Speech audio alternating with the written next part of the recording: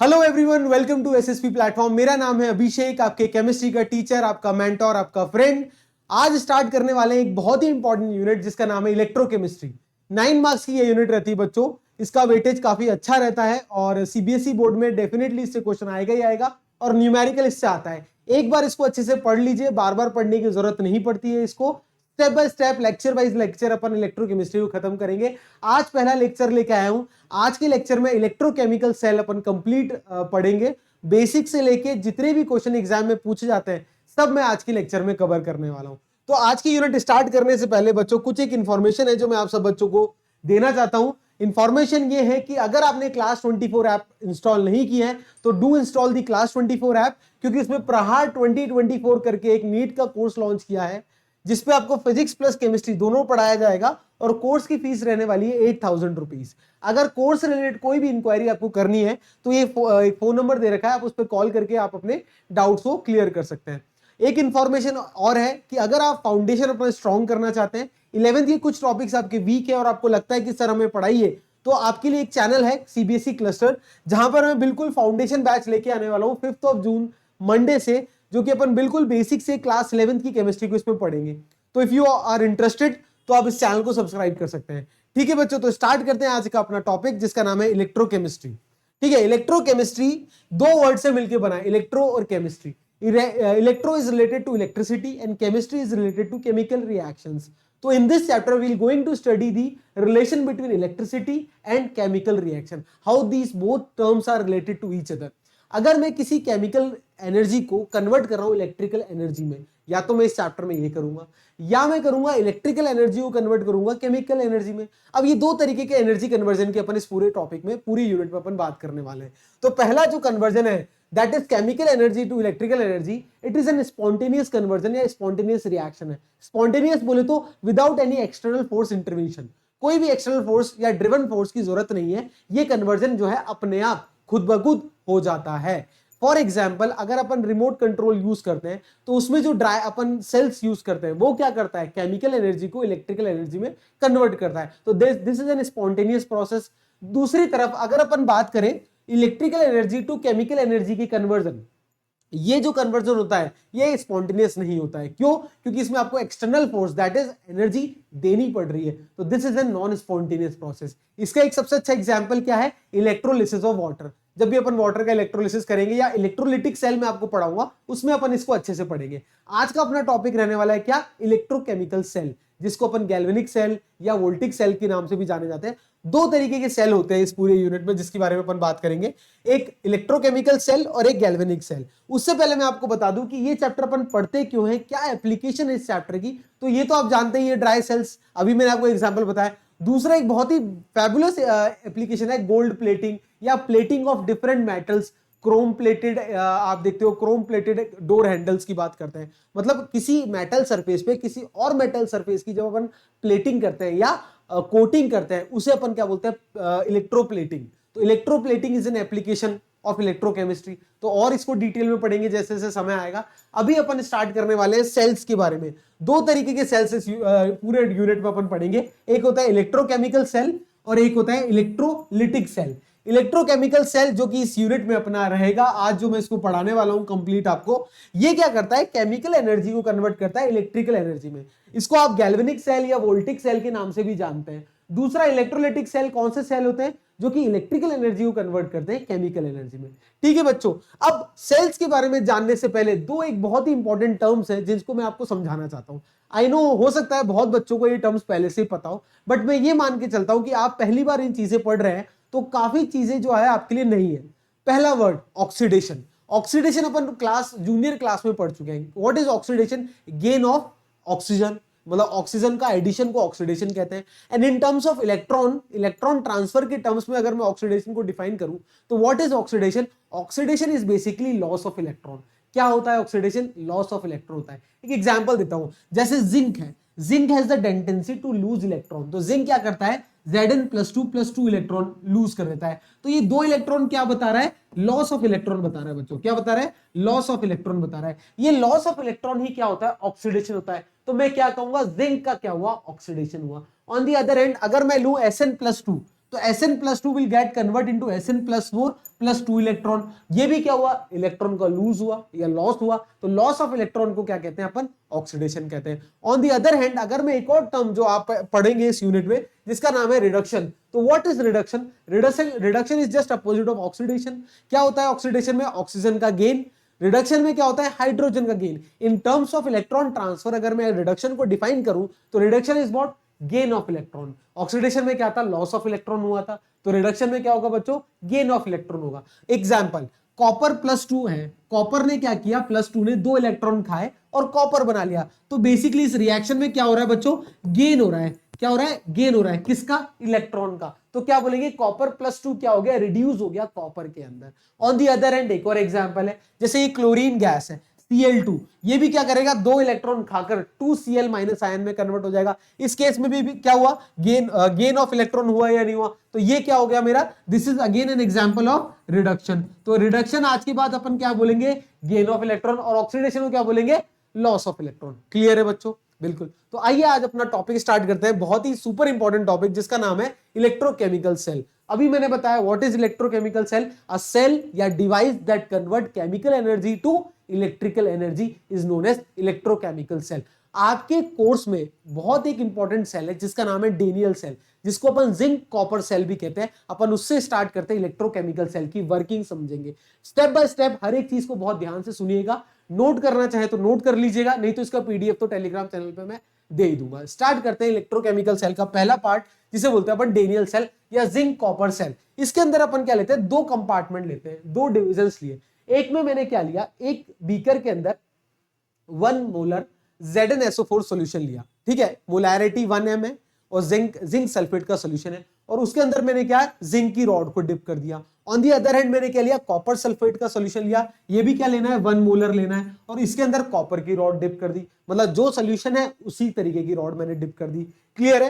हाँ सर, बिल्कुल क्लियर है। अब जिंक की क्या टेंडेंसी थी, मैंने आपको अभी भी समझाया था कि जिंक क्या करता है, Zn ऑक्सीडेशन होता है, तो Zn will what do, Zn will get convert into Zn+2 plus 2 electron.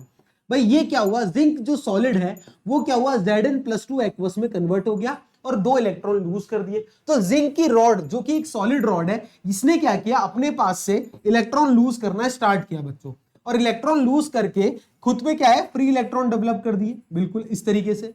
Clear है? हाँ सर क्लियर है। और सोल्यूशन के अंदर Zn+2 आ जाएगा या नहीं आ जाएगा, बिल्कुल। ऑलरेडी सोल्यूशन के अंदर Zn+2 है ही है, और Zn+2 आ गया। उसी तरीके से अब क्या होगा, मैंने क्या किया, इस इलेक्ट्रॉन को भगाना स्टार्ट किया। क्या किया, एक वायर लिया, इस वायर को एक स्विच के थ्रू कनेक्ट करके यहां एक बल्ब कनेक्ट कर दिया। क्या कर दिया, एक बल्ब कनेक्ट कर दिया, और ऐसे इसको जोड़ दिया। अब क्या करूंगा, जैसे ही मैं इस की को बंद करूंगा, क्लोज करूंगा, तो ये फ्री इलेक्ट्रॉन कहां दौड़ेंगे, इस तरफ दौड़ेंगे। भाई जैसे स्विच क्लोज करोगे तो फ्री इलेक्ट्रॉन इस तरीके से दौड़ेंगे, दौड़ के कहां गए, कॉपर के पास आ गए, कॉपर की रॉड के पास आ गए। अब कॉपर की रॉड, इधर क्या है, कॉपर सल्फेट सॉल्यूशन है, तो कॉपर +2 है इस तरह या नहीं है, कॉपर सल्फेट में Cu+2 होता है, और Cu+2 क्या करेगा, रिडक्शन होगा। ये एक्वस फेज में क्या करेगा, 2 इलेक्ट्रॉन खाएगा और क्या बना लेगा, कॉपर सॉलिड बना लेगा। मतलब एक्वस फेज में जो कॉपर+2 आयंस है वो 2 इलेक्ट्रॉन गेन करके, यहां पर जो इलेक्ट्रॉन आ रहे हैं इनको गेन करके कहां डिपॉजिट हो जाएगा, कॉपर की रॉड पे, कॉपर सॉलिड के फॉर्म में डिपॉजिट हो जाएगा। क्लियर है? और ये प्रोसेस साइमल्टेनियसली चलता रहेगा। अब इसका मतलब सर इलेक्ट्रॉन का फ्लो कैसे हुआ, इस तरीके से। ये क्या है, इलेक्ट्रॉन का फ्लो है या नहीं है। जो इलेक्ट्रॉन का फ्लो होता है बच्चों, आपने फिजिक्स में बहुत अच्छे से समझा होगा कि उसके अपोजिट क्या होता है बच्चा पार्टी, करंट का फ्लो होता है। ये करंट का फ्लो है। क्लियर है यहां तक? हाँ सर क्लियर है। अब बहुत ध्यान से देखिएगा, ये क्या है, बल्ब है, तो जैसे ही मैंने ये इलेक्ट्रॉन का फ्लो हुआ या करंट का फ्लो हुआ, तो ये बल्ब क्या होगा, दिस बल्ब स्टार्ट ग्लोइंग। ये बल्ब क्या होगा, ग्लो करना स्टार्ट कर देगा या नहीं कर देगा, बिल्कुल। अब कुछ एक इंपॉर्टेंट बातें हैं जो अपन इसमें नोट करेंगे। नोट क्या करने वाली बातें हैं, पहली बात, जिंक जो है सॉलिड, वो Zn+2 एक्वस में कन्वर्ट होता जा रहा है, बिल्कुल होता जा रहा है। इलेक्ट्रॉन अपने रॉड पे इलेक्ट्रॉन रह जाएंगे और Zn+2 क्या है, इस सोल्यूशन में Zn+2 इकट्ठा होता जाएगा। तो क्या होगा बेसिकली कि Zn+2 की जो कॉन्सेंट्रेशन है पहले वाले कंपार्टमेंट में, अगर इसको मैं फर्स्ट नाम दे दूं, तो Zn+2 की कॉन्सेंट्रेशन इंक्रीज हो जाएगी एज कंपेयर टू सल्फेट -2। बिल्कुल सर, अरे ZnSO4 था, बट इसमें Zn+2 और आता जा रहा है, तो Zn+2 की मात्रा बढ़ती जा रही है, नहीं बढ़ती जा रही है, बिल्कुल सर बढ़ती जा रही है। कोई भी डाउट है किसी बच्चे को? नहीं सर कोई भी डाउट नहीं है। बिल्कुल इसी तरीके से अगर मैं सेकंड कंपार्टमेंट की बात करूं, if I talk about second compartment, तो सेकंड वाले स्थिति में क्या हो रहा है कि कॉपर +2 क्या कर रहा है, डिपॉजिट होता जा रहा है कॉपर पे, और कॉपर +2 आयन की मात्रा कम होती जा रही है एज कंपेयर टू सल्फेट -2। बिल्कुल, तो आपको कोई क्लियर है? बिल्कुल सर क्लियर है। यहां तक किसी को भी कोई डाउट? नहीं सर कोई भी डाउट नहीं है। अब देखो यहां पर यहां क्या हो रहा है, ऑक्सीडेशन। जहां ऑक्सीडेशन होता है उस वाले टर्मिनल को अपन क्या बोलते हैं बच्चा पार्टी? एनोड बोलते हैं। क्या बोलते हैं? एनोड। जहां ऑक्सीडेशन होता है, और जहां रिडक्शन हो रहा है, ये क्या हो रहा है? Gain of electron. Gain of electron क्या बोलते हैं? रिडक्शन। उसे क्या बोलते हैं अपन? Cathode terminal. क्या बोलते हैं बच्चा पार्टी? Sir cathode terminal. जो एनोड टर्मिनल होता है वो क्या होता है बच्चों? ये फ्री इलेक्ट्रॉन की वजह से नेगेटिवली चार्ज होता है, और ये कैथोड टर्मिनल क्या होता है? पॉजिटिवली चार्ज होता है। यहां तक किसी को भी कोई डाउट नहीं? तो बहुत इंपॉर्टेंट चीजें पढ़ते आ रहे हैं अपन। क्या कि सर जहां ऑक्सीडेशन होता है उस टर्मिनल को क्या बोलते हैं? एनोड। वहां पर क्या चार्ज होगा? Negative charge. जहां सर रिडक्शन हो रहा है, गेन ऑफ इलेक्ट्रॉन हो रहा है, उस टर्मिनल को क्या बोलेंगे? कैथोड। और वहां पर कौन सा चार्ज होगा? पॉजिटिव चार्ज होगा। अब एग्जाम में क्वेश्चन क्या पूछा जाता है? वैसे तो बिल्कुल सिंपल क्वेश्चन पूछे जाएंगे, बट अगर थोड़ा सा घुमाएगा आपको तो पहला क्वेश्चन ये पूछ सकता है कि एनोड टर्मिनल पे सॉल्यूशन के अंदर, एनोड टर्मिनल पे सॉल्यूशन के अंदर कैटायन की मात्रा ज्यादा होती है या एनायन की मात्रा ज्यादा होती है? तो आप खुद बता दो कि पहला पार्ट क्या था? ये एनोड था, एनोड पे किसकी मात्रा ज्यादा है? ऑब्वियसली कैटायन की मात्रा ज्यादा है, Zn+2 ज्यादा हो गया था। क्यों? क्योंकि Zn जो है Zn+2 इलेक्ट्रॉन में कन्वर्ट हो गया था। उसी तरीके से अगर मैं कैथोड की बात कर रहा हूं तो कैथोड पे क्या कहोगे? एनायन की मात्रा ज्यादा है, क्योंकि relatively Cu+2 is what Cu+2 is doing, it is gaining 2 electron and getting convert into copper, and time being, जैसे से टाइम पास होगा तो ये जो जिंक की रॉड है इसकी थिकनेस कम होती जाएगी, पतला होता जाएगा बेचारा, और कॉपर की रॉड की जो थिकनेस है वो मोटी होती जाएगी। मतलब कैथोड पे जो रॉड है उसकी थिकनेस इंक्रीज होती जाएगी, और एनोड पे जो रॉड है उसकी थिकनेस क्या हो जाएगी? डिक्रीज होती जाएगी। यहां तक किसी को भी कोई डाउट नहीं? कई बच्चे कंफ्यूज ये होते हैं सर हम कैसे ध्यान रखें कि एनोड पे ऑक्सीडेशन हो रहा है और कैथोड पे रिडक्शन हो रहा है? तो इसके लिए मैं एक टर्म बच्चों को याद दिलाता हूं, हमेशा कोशिश करता हूं उनको समझाने की। तो एक चीज याद रखो, ऑक्सीडेशन जो है, वर्ड ऑक्सीडेशन है ना? बिल्कुल सर ऑक्सीडेशन है। अब ऑक्सीडेशन किस लेटर से चालू हो रहा है बच्चों? सर ए लेटर से चालू हो रहा है, ए लेटर। और ए क्या होता है? इंग्लिश में आपने पढ़ा है AEIOU वॉवल होता है, और वॉवल के आगे हमेशा एन लगाते हो या नहीं लगाते? तो यहां भी एन लगा दो। अब एन की वजह से क्या लिख सकते हो? ये एनोड है, तो एनोड पे हमेशा क्या होगा? ऑक्सीडेशन। एन ऑक्स, ऐसे याद रख लो, एन ऑक्स। एनोड पे हमेशा ऑक्सीडेशन होगा ऑलवेज। किसी भी सेल की बात करूंगा एन ऑक्स के बारे में ध्यान रखना, एनोड पे क्या होगा? ऑक्सीडेशन होगा। और यहां पर अगर यहां ऑक्सीडेशन होता है तो कैथोड पे ऑटोमेटिकली क्या हो जाएगा बच्चा पार्टी? सर रिडक्शन हो जाएगा। यहां तक किसी को भी कोई डाउट है तो बताइए। अरे कोई भी डाउट है किसी बच्चे को? नहीं सर कोई भी डाउट नहीं, एनोड पे ऑक्सीडेशन होगा और कैथोड पे रिडक्शन होगा। But in case of electrochemical cell, anode is always negative terminal होता है, और कैथोड क्या होता है? पॉजिटिव टर्मिनल होता है। अब इन सबको याद करने के लिए एक और वर्ड याद कर लो, क्या? बैंक से जाकर लिया लोन, LOAN। तो अब लोन में क्या होता है बच्चों? L स्टैंड फॉर लेफ्ट, ठीक है, O stand for oxidation, A stand for anode, और N stand for negatively charge. मतलब लेफ्ट में जो होगा उस पे ऑक्सीडेशन होगा, वो एनोड टर्मिनल होगा, और वो नेगेटिवली चार्ज होगा। ऐसे भी कई लोग याद रखते हैं, बट कंसेप्चुअली ध्यान रखिएगा, फ्री इलेक्ट्रॉन जहां होंगे वो ऑटोमेटिकली नेगेटिवली चार्ज होगा, और जहां ऑक्सीडेशन होगा वो हमेशा एनोड होगा। ये दो बातें आप ध्यान रखो। बट फिर भी आप अगर ट्रिक जानना चाहते हो तो एक ट्रिक है, ये trick works only for electrochemical cell, ये भी याद रखना, लोन वाली। तो लोन किसने लिया? इलेक्ट्रोकेमिकल सेल ने लिया। कैसे? Left anode, oxidation and negatively charge, इस तरीके से याद रखते हैं। तो लेफ्ट पार्ट में क्या होगा? यहां तक क्लियर है? बिल्कुल। अब देखो दो चीजें हुई एनोड पे क्या। अब अगर आपको क्वेश्चन में किस किस तरीके से क्वेश्चन आपको पूछता है, आपको ये पूछता है कि हाफ सेल रिएक्शन बताओ। एनोड पे और कैथोड पे जो जो रिएक्शन हो रही है उनको क्या कहते हैं? हाफ सेल रिएक्शन कहते हैं। तो एनोडिक रिएक्शन अगर मैं लिखूं, क्या लिखना चाह रहा हूं? एनोड पे जो रिएक्शन हो रही है उसको बोलता हूं मैं एनोडिक रिएक्शन, या एनोड हाफ सेल रिएक्शन भी बोलते हैं इसको। क्या बोलते हैं? एनोड हाफ सेल रिएक्शन भी बोलते हैं। ठीक है बच्चों, हाफ सेल रिएक्शन। तो उसपे क्या हो रहा है? अभी मैंने बताया था एनोड LOAN, ऑक्सीडेशन हो रहा है। तो ऑक्सीडेशन मतलब जिंक सॉलिड जो है वो किस में कन्वर्ट हो रहा है?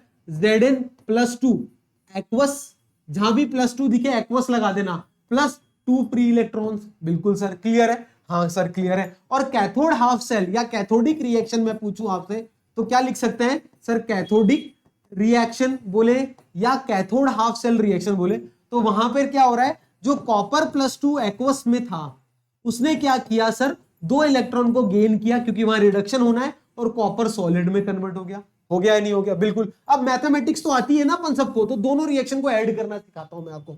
मैथ्स तो आती है बिल्कुल सर, तो दोनों रिएक्शन को ऐड करो। देखो ये 2 इलेक्ट्रॉन लेफ्ट में, ये 2 इलेक्ट्रॉन राइट में, कट जाता है ना, बिल्कुल कट जाता है। लिख लो, तो ये क्या लिख सकता हूं, Zn सॉलिड, बिल्कुल सर, प्लस यहां पर क्या आएगा, कॉपर +2 एक्वस आ गया सर, इज गिविंग व्हाट, यहां पर क्या है, Zn+2 एक्वस, Zn+2 एक्वस, ठीक है sir, plus copper solid, copper solid. तो ये एक क्या हो गया, दोनों सेल को कंबाइन करके मैंने एक रिएक्शन लिख दी या नहीं लिख दी, बिल्कुल लिख दी। तो इसे क्या बोलते हैं, CCR, कंप्लीट सेल रिएक्शन। क्या बोलते हैं बच्चों इसको, CCR, complete cell reaction. Anode plus cathode दोनों मिलाकर जो रिएक्शन हुई इसे बोलते हैं कंप्लीट सेल रिएक्शन। तो अब तक जो जो अपन ने वर्किंग पढ़ी उसमें पहली चीज जो क्वेश्चन पूछता है वो ये पूछता है कि फ्री इलेक्ट्रॉन का फ्लो कहां से कहां तक होता है, तो आप बताओगे सर एनोड से कैथोड फ्री इलेक्ट्रॉन का फ्लो होता है। करंट का फ्लो कहां से कहां तक होता है सर, करंट का फ्लो होता है opposite to the flow of electron, that is cathode से एनोड होता है। दूसरा क्या बात पूछता है, मैंने यहां बताया था आपको कि किस एनोड टर्मिनल पे किस की मात्रा ज्यादा होती है, कैटायन की ज्यादा होती है एनायन की, तो क्या बताओगे, कैटायन, Zn+2 ज्यादा है। कैथोड पे किसकी मात्रा ज्यादा होती है, एनायन की मात्रा ज्यादा होती है। क्लियर है, यहां तक चीजें सर समझ में आती है। अब थोड़ा सा एडवांस वर्जन, थोड़ा आगे पढ़ते हैं। देखो आगे कैसे पढ़ेंगे, बहुत ध्यान से देखिएगा। अब मैं आपसे एक क्वेश्चन पूछता हूं, हुआ क्या, हाँ ये जो फ्लो ऑफ इलेक्ट्रॉन हुआ, करंट बड़ा बढ़िया अच्छा लग रहा है, थोड़ी देर बाद क्या होता है, ये जो बत्ती, ये बल्ब जल रहा था ना, वो अपने आप जलना हो गया बंद। अब ये दिक्कत आ गई, क्या हुआ, जैसे जैसे सर ये इलेक्ट्रॉन फ्लो हो रहा था, करंट फ्लो हो रहा है, बहुत मजा आ रहा है, बल्ब जल रहा है, उजाला हो गया, बहुत अच्छा लग रहा है, बट थोड़ी टाइम बाद ये बल्ब अपने आप ग्लो होना क्या हो जाता है, बंद हो जाता है। That is bulb stop glowing after some time. अब क्वेश्चन आता है क्यों, ठीक है, तो क्यों ऐसा होता है वो समझते हैं अपन। देखो यहां पर मैं वापस से आपको डायग्राम बना के समझाना चाहता हूं, तो बहुत ध्यान से समझिएगा। यही इस पूरे केमिकल, इस पूरी इलेक्ट्रोकेमिकल जो इक्वेशन है या इलेक्ट्रोकेमिकल सेल है उसका ये सार है, देखना बहुत ध्यान से समझना। ये क्या है, यहां पर मैंने क्या लिया था बच्चों, सर ZnSO4 का 1 molar solution, 1m ZnSO4 solution. बहुत ध्यान से देखिएगा, आप लोगों के लिए कोशिश कर रहा हूं मेहनत करने की, तो बहुत ध्यान से और बिल्कुल अटेंटिवली सुनिएगा। और ये क्या थी, मेरी जिंक की रॉड थी, बिल्कुल सर। और यहां क्या था, ब्लू कलर का कॉपर सल्फेट होता है, आपको कलर तो वैसे ही पता होगा, नहीं पता तो कोई ना, आज के बाद याद रखना, कॉपर सल्फेट सॉल्यूशन का जो होता है कलर वो ब्लू कलर होता है। तो 1 मोलर कॉपर सल्फेट सॉल्यूशन, और इसमें कॉपर की रॉड डिप कर दी थी, यही था, कुछ नहीं, बस वही चीजें बना रहा हूं, कुछ और कुछ नहीं कर रहा एक्स्ट्रा। अब क्या किया मैंने, इन दोनों को कनेक्ट किया था वायर के थ्रू, ठीक है, ये की लगा दिया, कई लोग वोल्ट मीटर लगाते हैं, मैं बल्ब लगा के समझाने की कोशिश करता हूँ, यहाँ बल्ब लगा दिया, फ्लो ऑफ इलेक्ट्रॉन हो रहा था, जैसे इस की को क्लोज किया था अपन ने तो ये बल्ब ग्लो कर रहा था, but after some time this bulb stop glowing. बिल्कुल, अब समझते हैं ऐसा क्यों हुआ। क्या, अभी मैंने आपको समझाया था कि ये जो जिंक है, Zn+2 की मात्रा धीरे धीरे क्या हो रही है, इस सोल्यूशन में इंक्रीज हो रही है, क्या हो रही है, इंक्रीज हो रही है, क्या हो रही है, इंक्रीज हो रही है। और यहां पर क्या है, अपने पास फ्री इलेक्ट्रॉन है जो कि यहां से यहां जाने हैं, बिल्कुल। बट अब खुद सोचो, प्लस की मात्रा मतलब कैटायन की मात्रा अगर बढ़ेगी तो क्या पॉजिटिव चीज इस इलेक्ट्रॉन को जाने देगा, नहीं, ये कहेगा रुको रुको, हम है ना, उधर क्यों जा रहे हो, हम है ना भैया। तो ये जो Zn+2 आयन है इस इलेक्ट्रॉन से रिएक्ट करना चाहेगा या नहीं करना चाहेगा, तो it will create a barrier for this electron to flow from anode to cathode और नॉट। तो ये इलेक्ट्रॉन का फ्लो क्या हुआ, अपोज हुआ, क्यों, क्योंकि Zn+2 की मात्रा क्या हो गई, बढ़ रही है, धीरे धीरे बढ़ रही है। स्टार्टिंग में ज्यादा नहीं थी तो ग्लो कर रहा था, पर जैसे जैसे मात्रा +2 आयन की बढ़ रही है तो ये फ्लो ऑफ इलेक्ट्रॉन को क्या करेंगे, रोकेंगे, अपोज करेंगे, क्योंकि नेगेटिव अपोजिट चार्ज है तो अपनी तरफ अट्रैक्ट करेंगे, तो it will oppose the flow of electron from anode terminal to cathode terminal. But फिर भी मान लो कोई एक दो होशियार लोग हैं, ताकतवर लोग हैं, उन्होंने ये बैरियर को क्रॉस करके यहां पर आ गए, यहां पर आ गए। अभी मैंने आपको समझाया था कॉपर +2 यहां पे प्रेजेंट है जो कि इलेक्ट्रॉन खाकर यहां पर डिपॉजिट हो जा रहा है, और इसका मतलब यहां पर जो मात्रा है इधर किसकी ज्यादा है, सल्फेट आयन की मात्रा ज्यादा है, SO4-2 ज्यादा है या नहीं है, SO4-2 अभी बताया था, अभी पढ़ाया था या नहीं पढ़ाया था कि यहाँ पे नेगेटिवली चार्ज ज्यादा होंगे, तो SO4 है तो नेगेटिवली चार्ज आयंस यहाँ ज्यादा है, तो वो इलेक्ट्रॉन को क्या करेंगे, अपोज करेंगे। भाई एक दो जो जैसे भी भाई लड़ धड़ के आ गए पर उनको यहाँ पर सल्फेट के नेगेटिव आयन ने क्या किया, अपोज किया, तो ये फिर वहां पे भी यहाँ पे भाग जाएंगे, तो इलेक्ट्रॉन का फ्लो हुआ ही नहीं, करंट बना ही नहीं, तो ये बल्ब धीरे धीरे फ्लो होना क्या हो गया, बंद हो गया। क्या हो गया बच्चा पार्टी, बंद हो गया। लो सर हो गया कल्याण, अब बल्ब ही नहीं जल रहा, आगे कैसे पढ़ाई करें। यहीं पर एक बहुत इंपॉर्टेंट पॉइंट आता है, यहां तक समझ में आया कि बल्ब ग्लो होना क्यों बंद हुआ। बिल्कुल, अब इस बल्ब को जलाने के लिए, इस बल्ब को ग्लो करने के लिए क्या किया गया, तो बल्ब को ग्लो करने के लिए बल्ब को ग्लो करने के लिए यहां पर एक बहुत इंपॉर्टेंट चीज का यूज किया गया, जिसे अपन बोलते हैं क्या, सॉल्ट ब्रिज। क्या करते हैं यहां पर यूज, सॉल्ट ब्रिज। इस सॉल्ट ब्रिज ने क्या किया, इस प्रॉब्लम को रेक्टिफाई किया। क्या किया, इस प्रॉब्लम को रेक्टिफाई किया। कैसे, वो अभी बताता हूं। क्या यूज किया, प्रॉब्लम क्या आई, समझ में आई कि इलेक्ट्रॉन का फ्लो नहीं हो रहा है, इधर से पॉजिटिव खींच रहे हैं, इधर से नेगेटिव अपोज कर रहे हैं, तो मोटी मोटी बात यह है कि फ्लो ऑफ इलेक्ट्रॉन ही नहीं हो पा रहा है, तो करंट बन ही नहीं रहा है। अब इसकी प्रॉब्लम का सोल्यूशन यह है कि सॉल्ट ब्रिज कनेक्ट कर दो। अब कैसे क्या प्रॉब्लम सॉल्व होता है वो बाद में पढ़ेंगे, पहले ये जान लेते हैं ये सॉल्ट ब्रिज क्या चीज है। ठीक है, तो पहला मैं आपको ये पढ़ाने चाह रहा हूं कि what is this salt bridge all about. ठीक है, तो हेडिंग डालेंगे अपन सॉल्ट ब्रिज। बहुत अच्छा टॉपिक है, बहुत इंपॉर्टेंट टॉपिक है, सीबीएसई, नीट, जेई, जिसकी भी आप तैयारी कर रहे हो, तो सॉल्ट ब्रिज तो पक्का से आपको समझ में आना ही चाहिए कि सॉल्ट ब्रिज होता क्या है। तो अब इस प्रॉब्लम का सोल्यूशन है सॉल्ट ब्रिज। तो ये सॉल्ट ब्रिज एक इन्वर्टेड, एक तरीके से उल्टी इन्वर्टेड क्या होती है, यू ट्यूब होती है। क्या होती है, यू शेप्ड ट्यूब होती है। क्या होती है, इन्वर्टेड यू शेप्ड ट्यूब होती है। It is an inverted U shaped tube. क्या होता है बच्चा, इट इज इन्वर्टेड, उल्टी यू शेप्ड ट्यूब होती है। बिल्कुल क्लियर है। अब इसमें क्या होता है, इसके अंदर होता है इस इनर्ट यू ट्यूब, जो ट्यूब होती है इन्वर्टेड यू ट्यूब, इसके अंदर क्या होता है, दो चीजें होती है। एक होता है इनर्ट इलेक्ट्रोलाइट होता है, इसमें क्या होता है बच्चों, इनर्ट इलेक्ट्रोलाइट, प्लस एक पेस्ट होता है, पेस्ट या जेली लाइक पेस्ट, जिसे अपन बोलते हैं अगर अगर। क्या बोलते हैं बच्चा पार्टी, इसे बोलते हैं सर अगर अगर। बहुत इंपॉर्टेंट है, ध्यान से समझेंगे।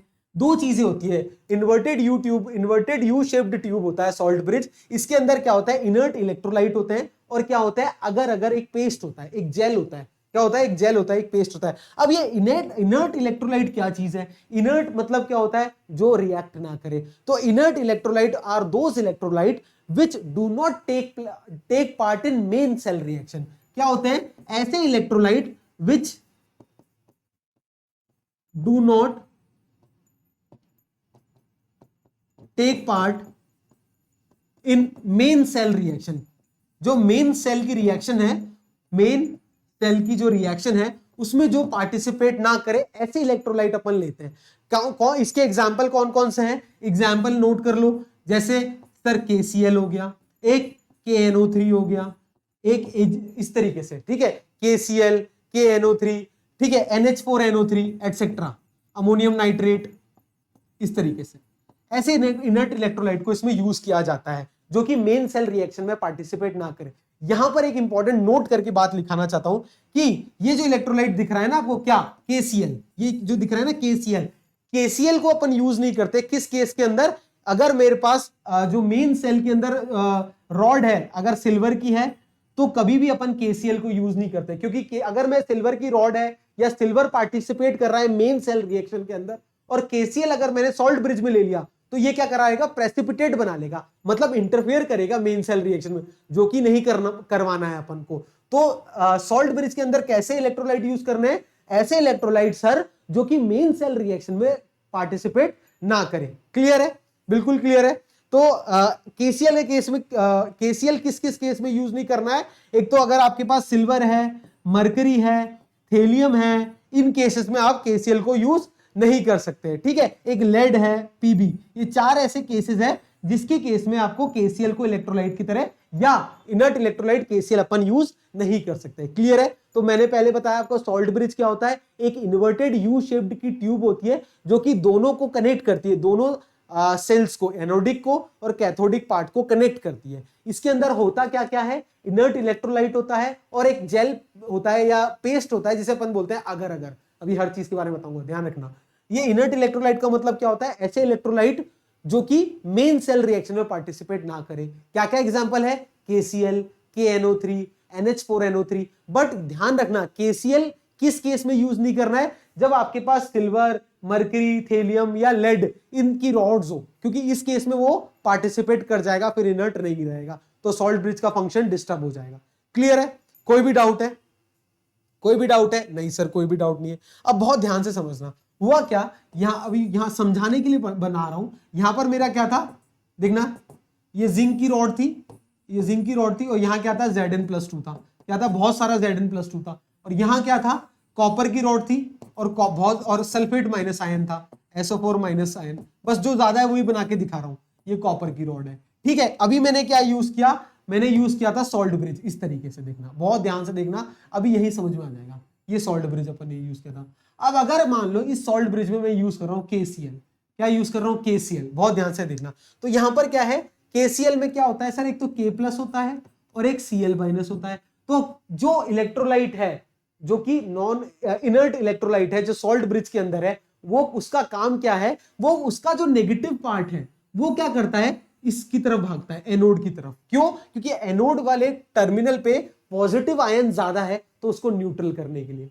और इस इनर्ट इलेक्ट्रोलाइट का जो पॉजिटिव पार्ट है या कैटायनिक पार्ट है, वो किस तरफ दौड़ता है, कैथोड की तरफ दौड़ता है। क्यों? क्योंकि कैथोड पे क्या ज्यादा है, एनायन चार्ज ज्यादा है, तो उसको न्यूट्रल करने के लिए। तो कुल मिला के सर सॉल्ट ब्रिज का ये काम है कि उसके अंदर जो इलेक्ट्रोलाइट यूज कर रहे हो आप, उस इलेक्ट्रोलाइट का कैथोडिक, उस इलेक्ट्रोलाइट का जो कैटायन वाला पार्ट है वो कैथोड की तरफ जाएगा, और एनायन वाला पार्ट किसकी तरफ जाएगा, एनायन वाला पार्ट एनोड की तरफ जाएगा। ये भी एक क्वेश्चन आता है।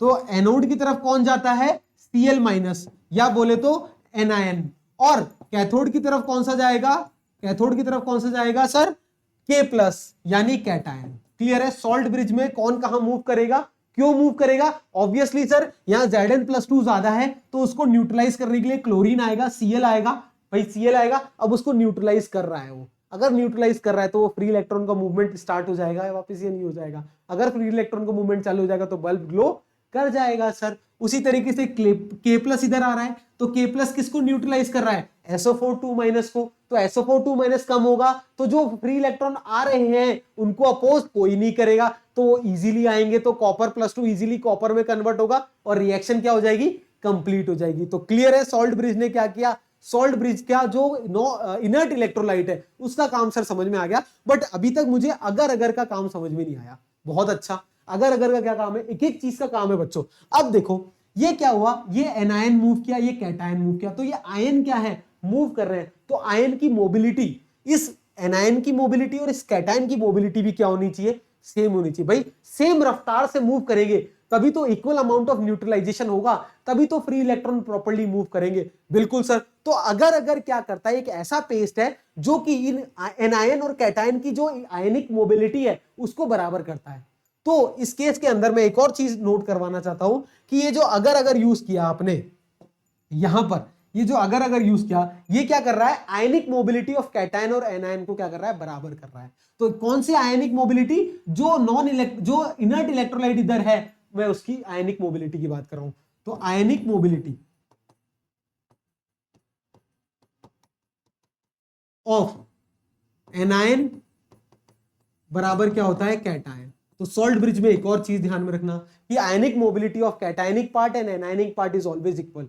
मतलब K+ जिस रफ्तार से जा रहा है और Cl- जिस रफ्तार से जा रहा है, वो रफ्तार सेम होनी चाहिए, तभी न्यूट्रलाइजेशन क्या होगा, प्रॉपर होगा। तो सॉल्ट ब्रिज का काम समझ में आया नहीं आया, सॉल्ट ब्रिज क्यों पिक्चर में आई थी ये समझ में आया sir. Yes sir, positive charge यहां ज्यादा हो रहा था या नेगेटिव ज्यादा हो रहा था, तो सॉल्ट ब्रिज ने क्या किया, उसके जो इनर्ट इलेक्ट्रोलाइट ने क्या किया, उस सॉल्ट ब्रिज की जो नेगेटिव वाला जो इलेक्ट्रोलाइट का एनायन वाला पार्ट है वो इधर आके इसको न्यूट्रल करेगा, और कैटायन वाला पार्ट इधर आके इसको न्यूट्रल करेगा। बिल्कुल करेगा या नहीं करेगा। अब ये मोबिलिटी इक्वल करने के लिए सर मैंने ऐसा पेस्ट यूज किया जो कि आयनिक मोबिलिटी को क्या कर दे, बराबर कर दे, इसलिए मैंने अगर अगर यूज किया। यहां तक किसी को भी कोई डाउट है तो बताइएगा, जरूर कमेंट कीजिएगा। पूरी पूरी कोशिश की है कि माइन्यूट माइन्यूट चीजों को मैं कवर करूं। ठीक है, फिर भी हो सकता है कि यार कुछ दिक्कत आए तो रिपीट करके देख लो, फिर भी कोई डाउट है तो you are free to ask anything. ठीक है, क्लियर है। तो सॉल्ट ब्रिज का फंक्शन क्लियर है या नहीं है, बिल्कुल सर क्लियर है। ठीक है, तो सॉल्ट ब्रिज की चीजें लिख लो। एक इन्वर्टेड यू शेप ट्यूब होती है, इसके अंदर इनर्ट इलेक्ट्रोलाइट और अगर अगर पेस्ट होता है। इनर्ट इलेक्ट्रोलाइट इसलिए यूज करते हैं that it does not take part in main cell reaction. कौन कौन सा एग्जांपल है इनर्ट इलेक्ट्रोलाइट का? KCl, KNO3, NH4NO3। KCl कहां कहां केस में यूज नहीं करते? जब आप लेड, मरकरी, सिल्वर या थेलियम की आप रॉड ले रहे हो और ये अगर अगर क्या कर रहा है, ionic mobility of anion and cation of this inert electrolyte को बराबर कर रहा है। क्लियर है? बिल्कुल। तो सॉल्ट ब्रिज लगाने के बाद कुछ ऐसा मेरा डायग्राम दिखता है। देखो, अगर किसी को ड्रॉ करना है, हो सकता है मेरा डायग्राम अच्छा ना लगे आपको, तो this is the accurate diagram जो कि मैंने प्रीवियस ईयर भी समझाया था, बट इस बार मेरे पास टाइम है तो मैंने हर एक माइन्यूट चीज को कवर किया है। क्लियर है? कोई भी डाउट है तो बताइएगा। ठीक है, तो ये वही सॉल्ट ब्रिज हो गया जिसके अंदर अगर अगर सॉल्यूशन है। ये देखो, इसके अंदर जो है अगर अगर का पेस्ट है और इनर्ट इलेक्ट्रोलाइट है। क्लियर? या जिंक प्लस की मात्रा बढ़ रही है या SO4 माइनस की मात्रा को कम करता है, फिर ये बल्ब ग्लो करने लग जाएगा। क्लियर? चलिए सर आगे बढ़ते हैं। अब देखो, बहुत ध्यान से देखेंगे आगे। अब यहीं पर मैं आपको एक चीज नोट कराना चाहता हूं। क्या अगर अपन बात करें कुछ एक इंपॉर्टेंट चीज मैं आपको बताना चाह रहा हूं। एक मिनट, सॉल्ट ब्रिज का फंक्शन क्लियर हो गया?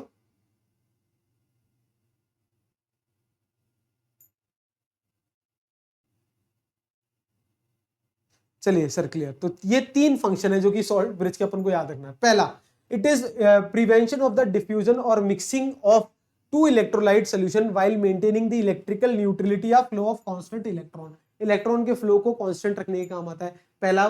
दूसरा, इट कंप्लीट दी सर्किट को कंप्लीट करने के काम आता है। तीसरा, it reduces the junction potential. ये क्या करता है? जंक्शन पोटेंशियल को रिड्यूस करता है। कैसे? ये बहुत ध्यान से समझने वाली बात है कि सर देखो, अभी मैंने ये बताया था, यहां पर अगर पॉजिटिव चार्ज डेवलप ज्यादा हो जाएगा तो ये जंक्शन पे जो पोटेंशियल है वो ज्यादा डेवलप होने लग जाएगा या नहीं लग जाएगा? बिल्कुल। तो उस जंक्शन पोटेंशियल को रिड्यूस करने का भी कौन काम कर रहा है? ये सॉल्ट ब्रिज के नॉन इनर्ट इलेक्ट्रोलाइट, तो इसको जंक्शन पोटेंशियल को रिड्यूस करने का काम कर रहे हैं सर। क्लियर है? बिल्कुल सर क्लियर है। चलो, ये तीनों फंक्शन नोट कर लेना क्या होता है। अब अपन ने पढ़ लिया है कि क्या क्या पढ़ा अपन ने। इलेक्ट्रोकेमिकल सेल क्या होता है, उसकी वर्किंग क्या होती है, उसकी वर्किंग में डिस्टरबेंस क्या होती है, और उस डिस्टरबेंस को हटाने के लिए सॉल्ट ब्रिज कैसे अपन काम में लेते हैं। क्लियर है? बिल्कुल। अब कुछ एक चीजें हैं, कुछ एक रिप्रेजेंटेशन है जो कि अपन को पढ़ना है। अभी मैंने आपको एक कंप्लीट सेल रिएक्शन लिखाई थी या नहीं लिखाई थी? इस तरीके से ही थी वो। बिल्कुल। इसमें क्या हो रहा है? जिंक का क्या हो रहा है बच्चों? सर ऑक्सीडेशन हो रहा है। और कॉपर का क्या हो रहा है बच्चों? सर रिडक्शन हो रहा है। तो ऐसी रिएक्शन जिसमें ऑक्सीडेशन और रिडक्शन साइमल्टेनियसली या एक साथ हो, ऐसी रिएक्शन क्या बोलते हैं? Redox reaction. और दो रिएक्शन से मिलकर बनी है, इसलिए इसका नाम क्या होता है? रिडॉक्स कपल भी बोलते हैं इसको। क्या बोलते हैं? Redox couple. एनसीईआरटी में एक वर्ड यूज किया है, उसके लिए मैं आपको ये समझाया। तो this is known as redox couple. कोई भी डाउट है? नहीं सर, कोई भी डाउट नहीं। अब रिडॉक्स कपल पढ़ने के बाद मैं आपको यहां पर ये समझाना चाहता हूं कि what do you mean bye electrode potential. Electrode potential क्या होता है ये समझाएंगे, फिर वापस अपन कुछ एक रिप्रेजेंटेशन पे मूव करेंगे। Electrode potential is basically what? It is the potential difference between electrode and the electrolyte. Electrode और इलेक्ट्रोलाइट के बीच में जो पोटेंशियल डिफरेंस होता है उसको मैं बोलता हूं इलेक्ट्रोड का पोटेंशियल। जैसे अगर मैं बात करूं एनोड, तो एनोड का पोटेंशियल क्या है? Negative with respect to its electrolyte. And cathode का क्या था? पॉजिटिव। अभी बताया था कैथोड पॉजिटिवली चार्ज होता है। अभी पढ़ाया था जब बताया था ना कि ये जो कैथोड होता है इस पे पॉजिटिव चार्ज होता है, एनोड पे नेगेटिव। तो this negative is with respect to this solution, this is its इसका नेगेटिव इलेक्ट्रोड पोटेंशियल है, और कैथोड का क्या है? पॉजिटिव इलेक्ट्रोड पोटेंशियल है। तो इलेक्ट्रोड पोटेंशियल की बात क्लियर है या नहीं है? बिल्कुल सर क्लियर है। कोई भी डाउट? नहीं सर, कोई भी डाउट नहीं है। अब देखो, एक चीज और बताना चाहता हूं यहीं पर। अभी मैंने एक चीज बोली आपको, ये रिएक्शन लिख के दिखाई। क्या सेल रिएक्शन कहां लिख के दिखाई थी? Redox couple. ये क्या है? कंप्लीट सेल रिएक्शन है। अब ये दो चीजों से मिलकर बनी थी, मैंने अभी समझाया था आपको। क्या? एक तो Zn+2 क्या था रिएक्शन? देखो यही देखो वापस, Zn जो है Zn+2 में कन्वर्ट हो रहा है, और कॉपर+2 कॉपर में कन्वर्ट हो रहा है। दो सेल रिएक्शन है, एक ऑक्सीडेशन हाफ सेल हो रहा है, एक रिडक्शन हाफ सेल हो रहा है। बिल्कुल सर। तो बहुत ध्यान से देखना, ये हो रहा है मेरा Zn getting convert to Zn+2 electron. एक तो ये हो रहा है, और एक क्या हो रहा है? कॉपर+2 जो है दो इलेक्ट्रॉन गेन करके कॉपर सॉलिड बना रहा है। इन दोनों कंबाइन करके कंप्लीट सेल रिएक्शन लिखी। अब इस कंप्लीट सेल रिएक्शन को रिप्रेजेंट कैसे करते हैं? इसको रिप्रेजेंट करने का एक तरीका होता है। देखो, हमेशा याद रखना, जो कंप्लीट सेल रिएक्शन लिखो ऐसे, Zn plus copper is giving Zn+2 plus copper. ये मेरी कंप्लीट सेल रिएक्शन है। इस कंप्लीट सेल रिएक्शन में ये देखो, पहले पहले को लेफ्ट लिख लो, एल लिख लो, इसको एल लिख लो, इसको एल लिख लो, इसको आर लिख लो, ये आर लिख लो। भाई ये लेफ्ट पार्ट में है, ये राइट पार्ट में, लिख लिया। अब देखो रिप्रेजेंटेशन कैसे लिखेंगे। जो लेफ्ट वाला पार्ट है उसको जेड एन लिख दो, फिर एक स्लैश लगा दो। ये लेफ्ट वाला पार्ट यहाँ लिख दिया, और इन दोनों के बीच में, इन दोनों लेफ्ट के बीच में एक डबल लाइन लिख दो, फिर यहाँ कॉपर प्लस 2 लिख दो, लिख दिया सर। फिर एक और सिंगल लाइन लिख दो, लिख दिया। Zn+2 के राइट में क्या लिखना है, इस L के ये R वाला पार्ट लिख दो, क्या लिख दो, Zn+2, बिल्कुल। और इस कॉपर +2 के राइट वाला पार्ट क्या है सर, ये कॉपर, ये कॉपर। और ये बीच में ये दो जो लाइंस है, ये क्या रिप्रेजेंट करती है, सॉल्ट ब्रिज। क्या रिप्रेजेंट करती है, सॉल्ट ब्रिज। अब इसका मतलब क्या हुआ, सॉल्ट ब्रिज ने दो सेल्स को डिवाइड कर दिया। ये मेरा कौन सा सेल है, एनोड वाला पार्ट है, जहां पर क्या हो रहा है, ऑक्सीडेशन। अपने आप में ये ऑक्सीडेशन बता रहा है या नहीं बता रहा कि Zn is getting convert into Zn+2। और ये जो राइट वाला पार्ट है, ये क्या है, कैथोड वाला पार्ट है। इधर क्या हो रहा है, रिडक्शन। रिडक्शन कैसे पता चल रहा है, copper +2 is getting convert into copper. तो इस तरीके से अपन इस सेल को रिप्रेजेंट करते हैं कि ये जो लेफ्ट वाला पार्ट है इसको लेफ्ट में लिख देते हैं, ये जो राइट वाला पार्ट है इसको राइट में लिख देते हैं। और इन दोनों को सेपरेट कौन कर रहा है, एक सॉल्ट ब्रिज, जो कि डबल पैरेलल लाइन से अपन इसको डिनोट करते हैं। क्लियर है। तो this is how cell reaction या एक सेल की रिप्रेजेंटेशन कुछ इस तरीके से होती है। अगर आपको ये गिवन है तो इससे ये लिखना आना चाहिए, और अगर आपको ये गिवन है तो इससे ये लिखना आना चाहिए। ठीक है। जैसे फॉर एग्जांपल अभी बताता हूं, जैसे मैंने बोला, अगर आपको अभी मैंने बोला Zn/Zn+2 ऐसे गिवन है, ये डबल लाइन लिखी है और यहां लिखा है कॉपर +2/कॉपर। अब इससे मेन सेल रिएक्शन कैसे लिखना है, ये L लिख लो, यहां लेफ्ट लिख लो, ये R लिख लो, ये R लिख लो। तो लेफ्ट वाला पार्ट लेफ्ट में लिख लो, देखो Zn+Cu+2, ओके। एरो बना लो इस सॉल्ट ब्रिज की जगह, और राइट वाला पार्ट राइट में लिख दो, Zn+2 प्लस कॉपर। सिंपल। अगर इस तरीके से लिखना है तो ऐसे लिख लो। अगर अंडरस्टैंडिंग अच्छी है तो आपको ऑटोमेटिकली पता है कि लेफ्ट में सर क्या होता है, ऑक्सीडेशन, तो इसका ऑक्सीडेशन कर दो, Zn getting convert into Zn+2 plus 2 electron. Right में क्या होता है sir, reduction, that is copper +2 plus 2 electron getting convert into copper solid. इन दोनों को क्या कर दो, ऐड कर दो, काटम कुटी कर दिया। Zn+Cu+2 is giving Zn+2 plus copper. तो ये बहुत सारे तरीके हैं जिससे मैं कंप्लीट सेल रिएक्शन लिख सकता हूं। या तो मैं सेल रिप्रेजेंटेशन से डायरेक्टली लिख सकता हूं ऐसे शॉर्ट ट्रिक। अगर शॉर्ट ट्रिक नहीं याद रखनी तो बेसिक अंडरस्टैंडिंग तो है ही कि सॉल्ट ब्रिज के लेफ्ट वाला पार्ट एनोड होता है जहां पर मुझे ऑक्सीडेशन कराना है, और सॉल्ट ब्रिज के राइट वाला पार्ट कैथोड हो रहा है जहां मुझे रिडक्शन कराना है, और दोनों को जोड़ देना है तो कंप्लीट सेल रिएक्शन बन जाएगी। क्लियर है, ठीक है।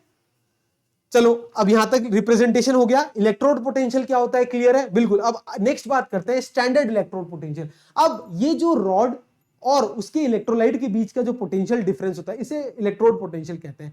इंडिविजुअल रॉड का इंडिविजुअल पोटेंशियल होता है, बट अगर इसी इलेक्ट्रोड पोटेंशियल को मैं स्टैंडर्ड कंडीशन में मेजर करूं, स्टैंडर्ड कंडीशन बोले तो जब मैं टेम्परेचर 298 केल्विन ले रहा हूं, प्रेशर को 1 atm ले रहा हूं, और कॉन्सेंट्रेशन या मोलैरिटी जो है मेरी 1 मोलर है, क्या है, मोलैरिटी 1 मोलर है, उस केस में जो इलेक्ट्रोड पोटेंशियल होता है इसे क्या बोलते हैं, standard electrode potential. Electrode potential को ई लेटर से, कैपिटल ई से डिनोट करते हैं, और स्टैंडर्ड इलेक्ट्रोड पोटेंशियल को ई नॉट से डिनोट करते हैं। क्लियर है बच्चों। दो तरीके के होते हैं ये, एक स्टैंडर्ड ऑक्सीडेशन पोटेंशियल होता है, एक होता है स्टैंडर्ड रिडक्शन पोटेंशियल। यहीं पर समझेंगे बहुत आराम से। एग्जाम्पल वही पुराना वाला, जिंक जो है अपना कन्वर्ट हो रहा है किसमें, Zn+2 प्लस 2 इलेक्ट्रॉन। ठीक है, यहां पर हो रहा क्या है बच्चों, यहां हो रहा है सर, क्या हो रहा है यहां पर, लॉस ऑफ इलेक्ट्रॉन, तो हो रहा है ऑक्सीडेशन। तो यहां इस केस में जो स्टैंडर्ड इलेक्ट्रोड पोटेंशियल होगा वो होगा स्टैंडर्ड ऑक्सीडेशन पोटेंशियल। तो इसको डिनोट कैसे करेंगे, ई नॉट। क्या हो रहा है, ऑक्सीडेशन हो रहा है, तो Zn is getting converted into Zn+2, ऐसे इसको डिनोट करते हैं। तो this is the representation of standard, ये तो स्टैंडर्ड बता रहा है, स्टैंडर्ड ऑक्सीडेशन पोटेंशियल। ऑक्सीडेशन कैसे पता चला, Zn+2 से कैसे कन्वर्ट होगा सर, क्योंकि बाय लॉस ऑफ इलेक्ट्रॉन, और लॉस ऑफ इलेक्ट्रॉन क्या होता है, ऑक्सीडेशन होता है। तो this is representation of standard oxidation potential. Similarly अगर मैं स्टैंडर्ड रिडक्शन पोटेंशियल की बात कर रहा हूं, तो रिडक्शन पोटेंशियल में क्या होता है, कॉपर +2 2 इलेक्ट्रॉन खाकर कॉपर बना रहा था, या तो बिल्कुल इसका मतलब इस केस में अगर मैं रिडक्शन पोटेंशियल को डिनोट करूंगा तो कैसे करूंगा, ई नॉट। ये तो हो गया स्टैंडर्ड। रिडक्शन मतलब रिडक्शन दिखाओ सर, तो रिडक्शन कैसे दिखाएंगे, कॉपर +2 स्लैश कॉपर। तो ये क्या हो रहा है मेरा रिडक्शन। तो this is how standard reduction potential is represented. Clear है? कोई भी डाउट है तो बताइएगा।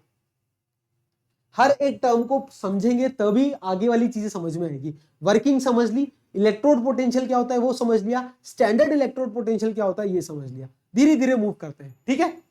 चलिए सर क्लियर है, आगे मूव करें। बिल्कुल। अब नेक्स्ट इंपॉर्टेंट टॉपिक की बात कर रहे हैं, सेल पोटेंशियल। ये बेहद इंपॉर्टेंट है कि what do you mean by cell potential. भाई अभी तक मैंने बात करी इलेक्ट्रोड पोटेंशियल क्या होता है कि एनोड का एक अपना पोटेंशियल होगा, उसे एनोड का पोटेंशियल कहेंगे। कैथोड का अपना एक इलेक्ट्रोड पोटेंशियल होगा, उसे कैथोड का इलेक्ट्रोड पोटेंशियल कहेंगे। अब इन दोनों के बीच में, दोनों सेल के बीच में जो डिफरेंस होगा, कैथोड और एनोड के बीच में जो डिफरेंस होगा पोटेंशियल्स का, उसे क्या बोलते हैं? Cell potential. क्या बोलते हैं? Cell potential. तो E cell is basically what? It is the potential difference, it is the potential difference between two half cells, या बिटवीन टू इलेक्ट्रोड्स, या two cells, two half cells, anodic half cell and cathodic. अब कई बच्चे confuse होते हैं, sir anode में से cathode घटाऊं या कैथोड में से एनोड घटाऊं? तो इसका बहुत सिंपल सा फंडा है, बहुत ध्यान से देखिएगा। पोटेंशियल डिफरेंस हमेशा ज्यादा में से कम चीज घटाओगे या नहीं घटाओगे? मतलब हायर में से लोअर घटाओगे। अरे sir higher potential minus lower potential, बिल्कुल बेसिक चीज है। हाँ सर, ये तो फिजिक्स में भी पढ़ चुके हो कि पोटेंशियल डिफरेंस की अगर बात करेंगे तो higher potential minus lower potential की बात करेंगे। बिल्कुल। अब आप खुद बताओ, अगर मैं वापस डायग्राम की तरफ, अपने बेसिक डायग्राम की तरफ मूव कर रहा हूं, जो कि मैंने आपको स्टार्टिंग में पढ़ाया, ये इसमें हायर पोटेंशियल पे कौन है? पॉजिटिव वाला हायर होता है या नेगेटिव वाला हायर होता है? ऑब्वियसली सर पॉजिटिव वाला। तो कैथोड मेरा हायर पोटेंशियल हुआ। तो what is E cell? E cathode minus E anode. रटना कुछ भी नहीं है, रटने की जगह नहीं है बच्चों यहां अपने पास, ठीक है? बिल्कुल अच्छे समझना है। तो what is E cell? E cell is nothing but, sir E cell is E cathode minus E anode. Clear है? कोई भी डाउट है तो बताइएगा। नहीं सर कोई भी डाउट नहीं। अब यहां पर एक बहुत ही इंपॉर्टेंट नोट डाल के लिख लो। नोट क्या है? आईयूपीएससी भाई साहब ने बोला है, आईयूपीएससी एज पर आईयूपीएससी जब भी अपन इलेक्ट्रोड पोटेंशियल की बात करेंगे तो हमेशा रिडक्शन पोटेंशियल की बात करेंगे। We will always talk about reduction potential. हमेशा आईयूपीएससी स्टैंडर्ड के अकॉर्डिंग कैथोड का भी रिडक्शन हमेशा, देखो फिजिक्स में भी पढ़ा है, हर जगह पढ़ा है, लाइक टर्म्स ऐड होती है और लाइक टर्म ही सब्ट्रैक्ट होती है। तो ये और ये दोनों एक जैसा होना चाहिए। मतलब इसका भी क्या लेना है? रिडक्शन पोटेंशियल लेना है। तो E reduction potential of cathode minus, और इसका भी क्या लेना है? Reduction potential, E reduction potential of anode. तो this is how E cell is defined. तो what is E cell? E cell is what? E cathode minus E anode. But what is E? E is reduction potential, not oxidation potential. Why? क्योंकि IUPAC ने standard बना दिया कि जब भी आप E cell calculate करोगे तब दोनों सेल के क्या लेने हैं अपन को? रिडक्शन पोटेंशियल्स लेने हैं। क्या लेने हैं? रिडक्शन पोटेंशियल्स लेने हैं। अब यहां पर एक बच्चों का कंफ्यूजन आता है कि सर कैथोड पे रिडक्शन हो रहा है तो उसका रिडक्शन पोटेंशियल ले लिया, बट एनोड पे तो ऑक्सीडेशन हो रहा है सर। कोई बात नहीं बच्चों, अगर ऑक्सीडेशन पोटेंशियल आपको गिवन है तो न्यूमेरिकली जो रिडक्शन पोटेंशियल होगा उसका क्या होगा? नेगेटिव होगा। ये बात भी लिख लो। अरे आपको पता है एनोड पे क्या होता है? ऑक्सीडेशन होता है। तो ई ऑक्सीडेशन जो होगा वो हमेशा क्या होगा? Minus of E reduction. ठीक है? ऑक्सीडेशन पोटेंशियल की जो न्यूमेरिकल वैल्यू होगी वो हमेशा क्या होगी? Negative of E reduction potential होगी या नहीं होगी? बहुत सिंपल सी बात है। क्लियर है? ठीक है? तो this is how we can calculate E cell. तो ई सेल आज के बाद याद रखेंगे या नहीं रखेंगे? क्या? E cell is what? E reduction potential of cathode minus E reduction potential of anode. अभी बहुत अच्छी बातें और करना बाकी है। यहां तक किसी को भी कोई डाउट है? नहीं सर कोई भी डाउट नहीं है। अब यहां पर बच्चे देखो, यहां पर बहुत अच्छी बातें अपन ये करते हैं कि आपको पता है अगर सर मैं ई सेल तब निकाल पाऊंगा जब मुझे आप इसका पोटेंशियल दोगे और इसका दोगे, तो मैं डिफरेंस कर लूंगा उनके रिडक्शन पोटेंशियल का और आपको ई सेल निकाल के दे दूंगा। बट सवाल ये होता है सर कि इसका रिडक्शन पोटेंशियल या ऑक्सीडेशन पोटेंशियल निकालेंगे कैसे? ये आई बात समझ में? अभी भाई ई सेल निकालना सिखा दिया। ई सेल होता है potential difference between two cells, anodic cell and cathodic cell. E cathode minus E anode. ये भी समझ में आ गया सर कि जब भी ई की बात करूंगा तो रिडक्शन पोटेंशियल्स की बात करूंगा। बट ई कैथोड निकालेंगे कैसे? ई एनोड निकालेंगे कैसे? क्वेश्चन में गिवन है, दोनों का डिफरेंस कर देंगे, ये तो हर कोई कर देगा। But how do we calculate E cathode and E anode? यहां पर सवाल आता है। तो ये स्टार्ट करेंगे अपन। तो दिस जो इंडिविजुअल सेल्स का पोटेंशियल निकालने के लिए अपन एक स्टैंडर्ड हाइड्रोजन इलेक्ट्रोड यूज करते हैं जिसे बोलते हैं SHE, जिसकी हेल्प से अपन क्या निकालते हैं, इंडिविजुअल सेल के इलेक्ट्रोड पोटेंशियल्स निकालते हैं। उसको आगे पढ़ने से पहले एक एनालिसिस आप सबको कराना चाहता हूं, क्योंकि एग्जाम में अगर वो पूछ ले तो मेरे सारे बच्चे उसको सही कर देंगे। तो ये एनालिसिस को बहुत ध्यान से समझेंगे। अगर ये फिगर क्लियर है तो ठीक है, नहीं तो मैं समझाता हूं। किया क्या है मैंने, ये वही लिया है मैंने एनोड, यहां लिया है कैथोड, यहां पर मैंने एक गैल्वेनोमीटर लगा दिया है। तो ये क्या होगा, डिफ्लेक्शन शो होगा, क्योंकि फ्लो ऑफ इलेक्ट्रॉन इस तरीके से होगा। बिल्कुल। अब मैंने क्या किया, फ्लो ऑफ इलेक्ट्रॉन ऐसे है, करंट का फ्लो ऐसे है। ओके सर, यहां पर मैंने क्या है, ई एक्सटर्नल कनेक्ट कर दिया। दिख रहा है सब बच्चों को? यहां पर क्या की, ई एक्सटर्नल, एक एक्सटर्नल बैटरी कनेक्ट कर दी। नहीं दिख रहा होगा तो अलग पेन से दिखा देंगे, कोई दिक्कत की बात। ई एक्सटर्नल, एक एक्सटर्नल बैटरी कनेक्ट कर दी मैंने। अब बाहर, अब इस एक्सटर्नल बैटरी को कहां, कैथोड पे इसका क्या है, मेरा पॉजिटिव टर्मिनल है, और एनोड पे इसका नेगेटिव टर्मिनल है। बस इसकी जस्ट उल्टी मैंने मतलब यहां क्या कर दिया, एक एक्सटर्नल बैटरी को कनेक्ट कर दिया। अब क्वेश्चन क्या क्या पूछा जाता है, देखना बहुत ध्यान से, ठीक है। पहला क्वेश्चन क्या पूछा जाएगा कि ये जो एक्सटर्नल बैटरी सर आपने लगाई, अगर इसकी जो वैल्यू है, अगर इसकी वैल्यू जो है वो ई सेल से कम है तो क्या होगा। दूसरा क्वेश्चन ये पूछा जाता है कि ये जो एक्सटर्नल बैटरी आपने लगाई सर, इसकी वैल्यू अगर ई सेल के बराबर है तो सर क्या होगा। और तीसरा क्वेश्चन ये पूछा जाता है कि ये जो एक्सटर्नल बैटरी आपने लगाई, उसकी वैल्यू अगर ई सेल से ज्यादा है तो क्या होगा। अब देखो, E, what is electrode potential? It is basically a driving force or not? Electromotive force, एक तरीके का फोर्स ही तो है। इलेक्ट्रोड पोटेंशियल EMF सेम ही होता है, फिजिक्स में पढ़ चुके हैं, कोई बात नहीं। बट बेसिकली E या इलेक्ट्रोड पोटेंशियल क्या होता है, एक तरीके का फोर्स होता है। अब कैथोड पे मैंने अगर E एक्सटर्नल लगाया है जिसकी वैल्यू कम है E सेल से, ये E सेल क्या कर रहा है, इलेक्ट्रॉन को कहां से कहां फ्लो करा रहा है, एनोड से कैथोड। आपने एक्सटर्नल बैटरी लगाई, एक्सटर्नल फोर्स लगाया, पर वो एक्सटर्नल फोर्स कम है ई सेल से, तो क्या वो कुछ चेंज कर पाएगा, नहीं। अरे जब ताकत ही नहीं है तो कर क्या पाएगा, कुछ नहीं कर पाएगा। तो पहले वाले केस में there is no change in the working of electrochemical cell, मतलब इलेक्ट्रॉन एनोड से कैथोड मूव करेगा और करंट कैथोड से एनोड मूव करेगा। क्लियर है? बिल्कुल सर क्लियर है। तो there is no change in the working, no change in the working of electrochemical cell. Clear है? क्वेश्चन आ चुका है इस तरीके के, तो इसलिए एनालाइज करा रहा हूं। दूसरा, अगर मैंने एक्सटर्नल बैटरी कनेक्ट करी जिसकी वैल्यू ई सेल के बराबर है, मतलब अगर ई सेल जितना है उतना ही मैंने एक्सटर्नल से फोर्स लगा दिया, मतलब ये क्या कर रहा है, इक्वी पोटेंशियल हो गया ना, इधर से और इधर दोनों पोटेंशियल सेम हो गए। इक्वी पोटेंशियल में कभी करंट फ्लो करता है, नहीं। तो इधर से इलेक्ट्रॉन आना चाहेगा तो उसको कौन अपोज करेगा, अरे उधर बैठ, एक्सटर्नल फोर्स। तो एक्सटर्नल फोर्स जब ई सेल के बराबर होगा, no current flow, no flow of electron, no flow of electron take place. ठीक है? क्लियर है? बहुत ध्यान से समझना। तीसरा केस, अगर एक्सटर्नल फोर्स ज्यादा हो गया, भाई अब तक कम था तो कोई चेंज नहीं किया, बराबर है तो कोई इलेक्ट्रॉन फ्लो नहीं कराएगा, तो कोई करंट फ्लो नहीं होगा। अब ई सेल अगर ज्यादा, ई सेल से अगर ज्यादा मैंने फोर्स लगा दिया तो टोटल वर्किंग क्या हो गई, अपोजिट हो गई। किसकी? इलेक्ट्रोकेमिकल सेल की। अब क्या होगा, इलेक्ट्रॉन कहां से कहां फ्लो होने लग जाएंगे, कैथोड से एनोड, और करंट कहां से कहां फ्लो होगा, एनोड से कैथोड। तो अब इस केस में इलेक्ट्रॉन जो होगा वो कैथोड से एनोड फ्लो होगा, और जो करंट होगा वो एनोड से कैथोड फ्लो होगा, जस्ट अपोजिट हो जाएगा। ये कहां पर देखा जाता है, इलेक्ट्रोलिटिक सेल में देखा जाता है, वो आगे और पढ़ेंगे। तो ये तीन एनालिसिस थे जो कि मुझे आपको बताना था, क्योंकि इलेक्ट्रोड पोटेंशियल से रिलेटेड था, इससे क्वेश्चन आ सकता है। क्लियर है बच्चों? ठीक है, ठीक है। पूरा ट्राई कर रहा हूं कि आपको एग्जाम का फील कराऊं, सारे क्वेश्चन साथ के साथ कवर कराऊं, जिससे अपने को कोई डाउट ना रहे किसी तरीके का। सॉल्ट ब्रिज से इससे बाहर कुछ नहीं आना, फंक्शन गैल्वेनिक सेल का या इलेक्ट्रोकेमिकल सेल का इससे बाहर कुछ भी नहीं आना, सेल रिप्रेजेंटेशन इससे बाहर कुछ भी नहीं आना। और अगर कुछ पूछेगा तो ज्यादा से ज्यादा उसकी हिम्मत है तो ये पूछ लेगा, और ये भी अपन को आ चुका है समझ में। क्लियर है? बिल्कुल सर। अब आगे अपन पढ़ते हैं और एनालिसिस करते हैं electrode potential of half cell. Individual cell का इलेक्ट्रोड पोटेंशियल कैसे निकालेंगे। अभी मैंने कहा था ई सेल क्या होता है, ई कैथोड माइनस ई एनोड, या ई कैथोड का reduction potential minus E anode का रिडक्शन पोटेंशियल।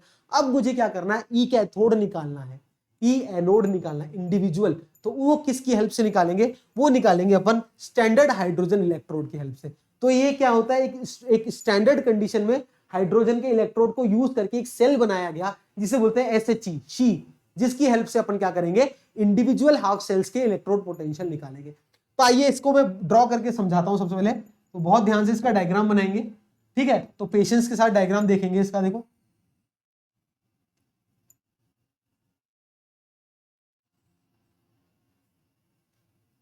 कोशिश कर रहा हूं अच्छे से अच्छा आपको बना के दिखाऊं, ट्राई करिएगा समझने की।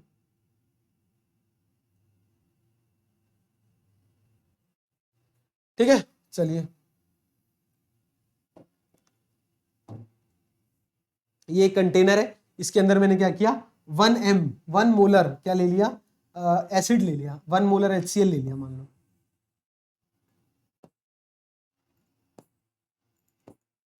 ठीक है, डायग्राम अगर हो सके कोशिश किया अच्छा बनाने की।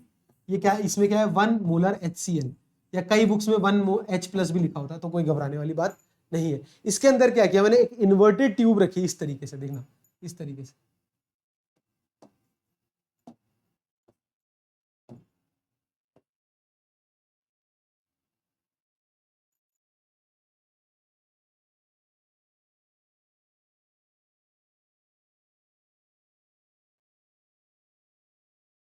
इस तरीके से एक इन्वर्टेड ट्यूब रख दी। ठीक है, कोशिश करिएगा, डायग्राम मेरे स्केल पेंसिल है नहीं तो कोशिश करता बनाने की अच्छे। चलो इसको थोड़ा सा नीचे बना लेते हैं।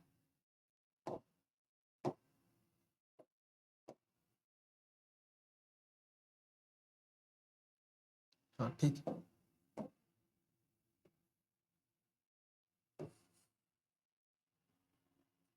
अंडरस्टैंडिंग अच्छी होनी चाहिए बस। ठीक है, ऐसे ये क्या है 1mH+ सोल्यूशन लिया है इसमें। ये जो इनलेट है इसके अंदर मैंने क्या डाला है, H2 गैस डाली है। कितना क्या डाला है, हाइड्रोजन गैस। क्या डाला है, H2 गैस। H2 गैस को भी स्टैंडर्ड कंडीशन मतलब 1 atm इसका प्रेशर होना चाहिए और टेम्परेचर होना चाहिए 25 डिग्री सेंटीग्रेड या 298 केल्विन। ठीक है, और इसके अंदर क्या लिया है मैंने, एक यूज किया प्लेटिनियम वायर। ये इस तरीके का क्या है, प्लेटिनियम वायर है ये। और नीचे क्या है, प्लेटिनियम का वायर है और प्लेट यूज की। यहाँ पर क्या यूज किया है, प्लेटिनियम की प्लेट यूज की।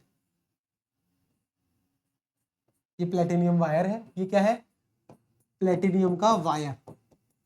और ये क्या है, प्लेटिनियम की प्लेट, पीटी का प्लेट। ठीक है, और यहां क्या डाल रहा हूं, हाइड्रोजन गैस डाल। क्लियर है, तो ये है SHE का डायग्राम। प्लेटिनियम प्लेट, या कई बुक्स में इसको फॉइल भी लिखते हैं, प्लेटिनियम फॉइल, तो कोई दिक्कत नहीं है। प्लेटिनियम की फॉइल है, ये प्लेटिनियम का वायर है। तो ये वायर क्या करता है, कनेक्शन करने का काम आता है। कोई जिस भी हाफ सेल का अपन को इलेक्ट्रोड पोटेंशियल निकालना है, उससे उस हाफ सेल को इस प्लेटिनियम वायर के थ्रू कनेक्ट करते हैं और उसका इलेक्ट्रोड पोटेंशियल निकालते हैं। कैसे, अभी वो समझेंगे, पहले ये चीज देखो। कोई भी डाउट है तो बताओ। ठीक है, क्लियर है, तो ये है इसकी डायग्राम की this is how standard hydrogen electron looks like. ठीक है, दिख रहा है ना, एक बार देख लूं मैं। हाँ ठीक है, तो डायग्राम में कोशिश करा है मैंने समझाने की। अब देखो बहुत ध्यान से ये डायग्राम को समझेंगे। हाइड्रोजन गैस जो है एक गैस है, और ये क्या है, फॉइल एक सॉलिड है। जब भी ये गैस इस सॉलिड पे जाएगी तो क्या होगा, एब्जॉर्प्शन होगा इस गैस का, और दो तरीके की रिएक्शन होगी, एक एनोडिक, एक ऑक्सीडेशन होगी या रिडक्शन होगी। अब वो कैसे होगी वो देखते हैं। ठीक है, कहने का मतलब ये है, जब भी ये गैस इस सॉलिड फॉइल पे गिरेगी तो इस गैस का क्या होगा, एब्जॉर्प्शन होगा। क्या होगा, एब्जॉर्प्शन होगा। और दो तरीके की क्या होगी, रिएक्शन टेक प्लेस होगी। 2 type of reaction take place. पहली कि व्हेन फर्स्ट रिएक्शन, जब मेरा स्टैंडर्ड हाइड्रोजन इलेक्ट्रोड जो है वो एनोड की तरह एक्ट करे। अगर ये एनोड की तरह एक्ट कर रहा है SHE, अगर ये पूरा इलेक्ट्रोड, ये जो मेरा पूरा सेल है या इलेक्ट्रोड, ये SHE है, अगर ये एनोड की तरह एक्ट करेगा, एनोड पे क्या होता है बच्चा पार्टी, एनोड पे सर ऑक्सीडेशन होता है, तो ऑक्सीडेशन टेक प्लेस, लिख लो। तो क्या होगा, ऑक्सीडेशन रिएक्शन होगी, फिर ऑक्सीडेशन रिएक्शन टेक प्लेस। अगर ऑक्सीडेशन रिएक्शन होगी तो होगा क्या, हाइड्रोजन आया तो हाइड्रोजन में ऑक्सीडेशन होगा, तो oxidation is what, loss of electron. तो हाइड्रोजन की जो गैस है उसने क्या किया, 2H+ एक्वस प्लस 2 इलेक्ट्रॉन, तो क्या किया, इलेक्ट्रॉन का लॉस हो गया। तो loss of electron is oxidation, तो क्या हो गया, ऑक्सीडेशन हो गया। दूसरा केस क्या होगा, अगर मेरा standard hydrogen electrode act as cathode, अगर ये कैथोड की तरह एक्ट करता है, अगर मेरा SHE कैथोड की तरह एक्ट कर रहा है, तो मैंने आपको बताया था कैथोड पे क्या होता है बच्चा पार्टी, तो रिडक्शन होता है, तो रिडक्शन रिएक्शन टेक प्लेस। अगर रिडक्शन होगा तो क्या होगा बच्चों, गेन ऑफ इलेक्ट्रॉन होगा। तो गेन ऑफ इलेक्ट्रॉन मतलब जो ये जो 2H+ एक्वस है, ये क्या करेगा, 2 इलेक्ट्रॉन को गेन करके H2 गैस में कन्वर्ट हो जाएगा। क्या हो जाएगा? H2 गैस में कन्वर्ट हो जाएगा। तो इस दो तरीके की रिएक्शन होगी। ये होगी कैथोड पे रिएक्शन, अगर SHE कैथोड की तरह एक्ट करेगा, और ये होगी एनोडिक, एनोड पे क्या होगी? ऑक्सीडेशन, अगर मेरा SHE एनोड की तरह एक्ट करेगा। तो इसको लिख लीजिए अच्छे से, इसको अच्छे से लिख लो। क्लियर है? ठीक है। इंपॉर्टेंट बात और क्या है इसमें, जब मेरा ये दोनों केस में जो reduction potential, standard reduction potential है हाइड्रोजन का, उसको क्या माना जाता है IUPAC स्टैंडर्ड द्वारा? जीरो। स्टैंडर्ड रिडक्शन पोटेंशियल या ऑक्सीडेशन पोटेंशियल की वैल्यू क्या होती है? जीरो होती है इन case of standard hydrogen electrode. तभी उसकी मदद से अपन क्या निकालते हैं? ई कैथोड या E anode of another half cell.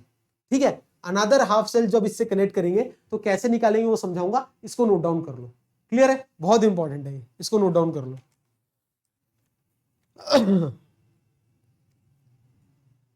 ठीक है, अब नेक्स्ट टॉपिक है अपना बहुत important, measurement of electrode potential of zinc using SHE। अब जिंक का मुझे निकालना है electrode potential with the help of standard hydrogen electrode. अब वापस अपन मूव करते हैं, अगर अपना बेसिक पे, कहां गया बेसिक से, बेसिक डायग्राम कहां गया मेरा?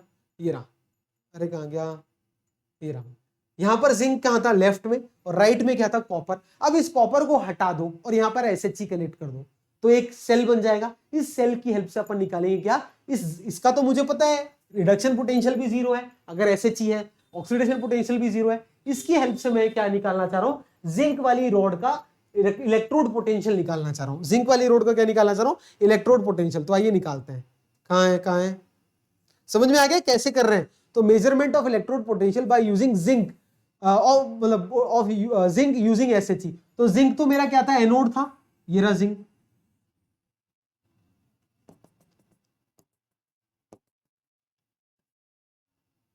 ये जिंक की रॉड थी, ये zinc 1 molar zinc sulphate solution था। ये क्या था मेरा? 1 मोलर ZnSO4 सॉल्यूशन। ये किसकी रॉड थी सर? जिंक की रॉड थी। ठीक है, यहां क्या किया सर आपने? बढ़िया सुंदर सा SHE शी कनेक्ट कर दिया।